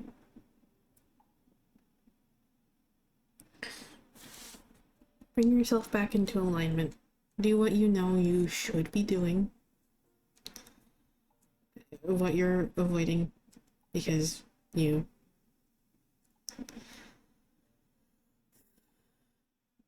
fear the outcome of it.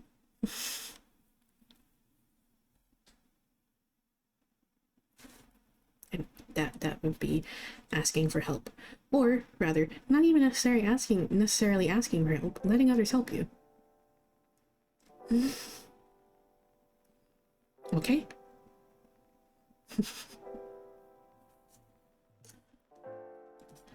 Yeah, that one's a massive call out for me. Fuck you very much.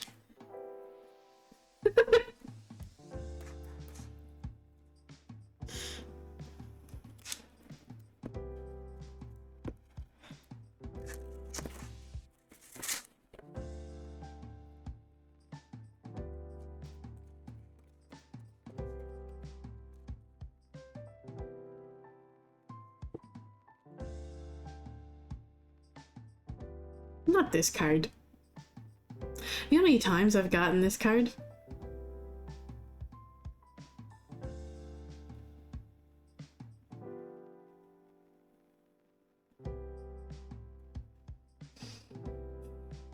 You know how many times I've gotten this card? Every time I use this deck. Every time I like start using this deck again, this pops out at least once. It doesn't help when you have an entity associated with mischief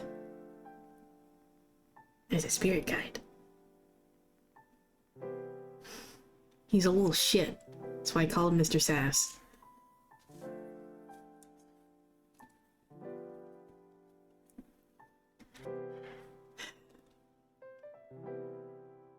And yes, sir, thank you. I know I need to stop pushing you away. Fuck you.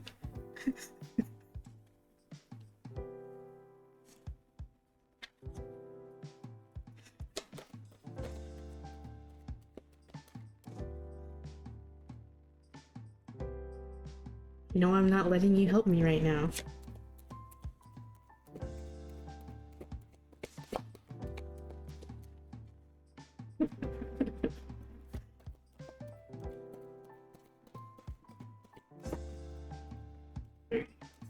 Let's see.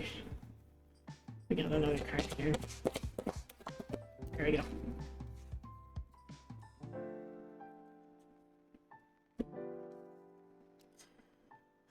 Okay. We got mischief.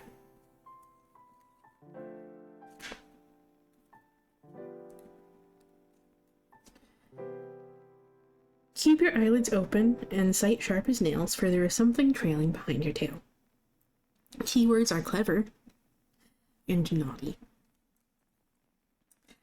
Samhain isn't just about dark energy, loved ones who have passed, and things that go bump in the night. There is a fun, playful aspect to Samhain as well. A bit of naughtiness and a touch of cunning. That does go a little bit in line with this, that like playful energy and that like energy of fun. Like the Three of Cups, you're not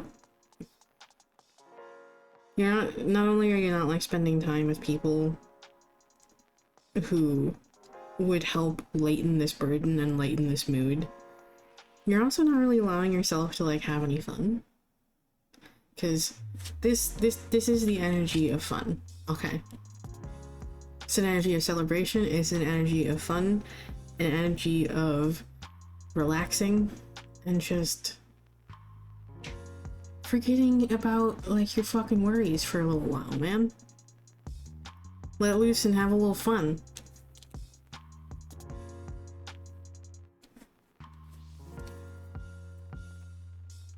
There's an element of mischief to the night of Samhain. Trick-or-treating isn't just about candy. The trick comes from an ancient Samhain tradition when villagers would disguise themselves in animal skins to scare away the demons, ghouls, and goblins that were free to roam the earth for one night every year, often playing cruel tricks on humans. We humans are clever though and have found a way to keep the goblins at bay. Not all tricks are fun, however. At least not to all involved. Tricks and mischief can be mean-spirited and cruel at times. One must keep a lookout for those who find fun at the expense of others. Pulling mischief can mean a need to adopt a smarter approach to your situation. You may need to get creative to get what you want. You may even have to play a trick or two to get the outcome you desire. Be open-minded about how to overcome your challenges, and if possible, approach your situation with a bit of fun. Problems are serious, but that doesn't mean a bit of silliness can't help you see it in a new way. Exactly. Have fun. Partake in a bit of whimsy.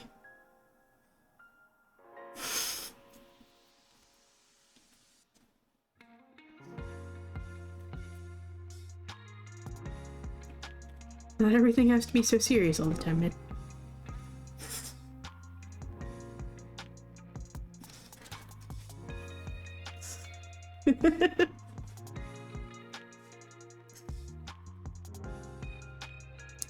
Okay. Potions and spells. A pinch of this, a dash of that. Be sure you're sure. Be sure you're sure before you call. Keywords are manifesting and calling. Potions and spells are how a witch weaves her magic spell, calling into existence her deepest desires. Potion making and spellcrafting are two rituals that, when done correctly, can bring about dozens of manifestations. Adding little pinches of this and that here and there can change your creations ever so slightly, and is an art that has been passed down through hundreds of generations in as many cultures. One of the best nights of the year to create potions and work spells is on Samhain, when the veil is at its thinnest. Weaving your magic on this night is like supercharging your magical creations and rituals. Our ancestors would work spells on Samhain to survive the winter. For a time, magic was the very bread and butter of survival, a way to protect, nourish, and support through good times and bad. Should you receive the Potions and Spells card, know that you should begin learning the art of potion making and spellcrafting. The more personal a spell or potion, the better the chance of a favorable outcome. You are capable of manifesting anything you wish. You are the creator of your life, and as a witch, you are better equipped to manifest the exact life you desire and deserve. Think big. The potions and spells available to you are endless. You can have and create anything you choose. Make it your mission to craft your life. Again, live in alignment with yourself. Honor yourself that way. Do what you know is best for you. and what is in your best interests. Don't let expectations of others get in the way of this here.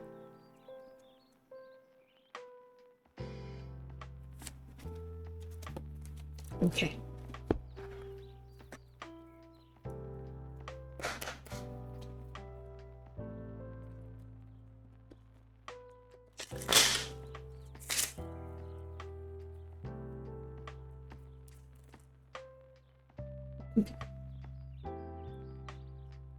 Why is that the first card to pop out here? It's I'm gonna draw another card, but this card is fucking funny. I always laugh whenever this card pops out because it's essentially just this deck shrugging and going, oh. It's an enigma, is the card. And this card always just feels like a shrug and I don't know.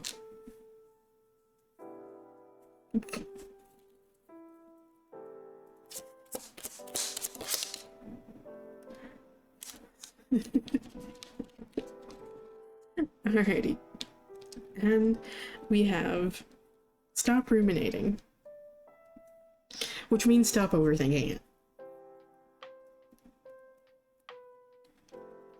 Don't overthink it. Don't let those anxieties and those fears prevent you from asking for help or allowing other people to help you. Okay? Don't overthink.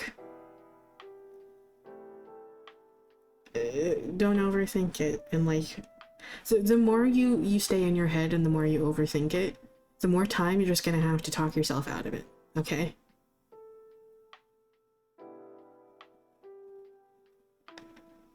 Just go do it. And go have fun. And don't feel guilty for it.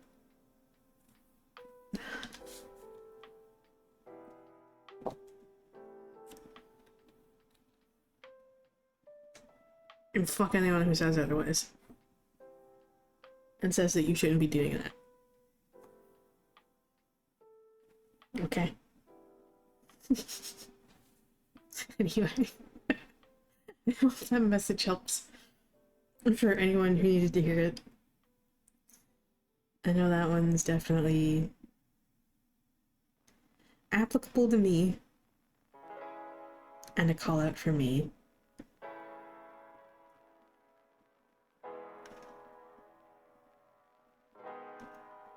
And a reminder that I shouldn't be pushing away people. And that I should be allowing them to, you know, like, help me.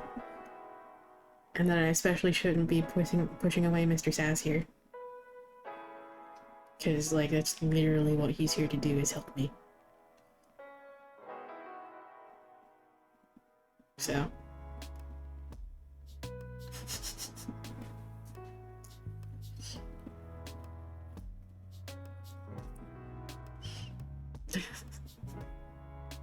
But anyway, with that, I unfortunately need to call it here. Oh wow, I actually streamed for 4 hours tonight. Look at me saying that I'm gonna be doing like a short stream, and here I am not going for like 3 hours, but 4 hours.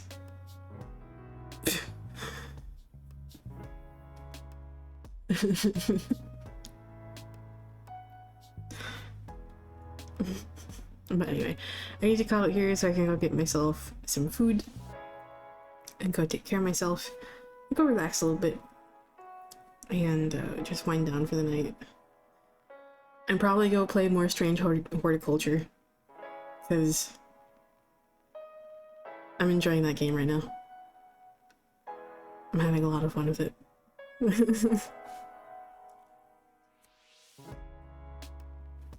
But anyway, thank you all for stopping by, whether you joined the queue, talked in chat, or just lurked. I appreciate you sharing your time with me.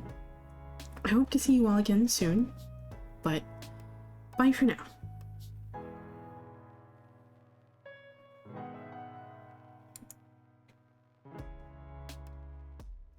Oh, and before I forget, I will be back For those of you who might be wondering why I essentially like kind of locked down the server,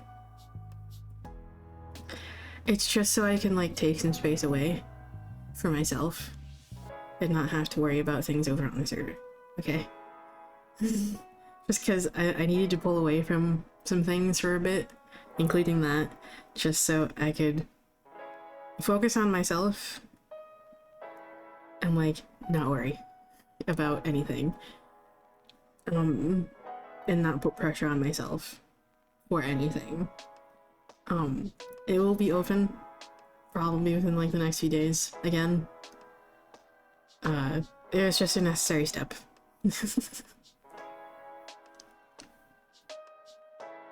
A necessary temporary step. So, yeah. But anyway.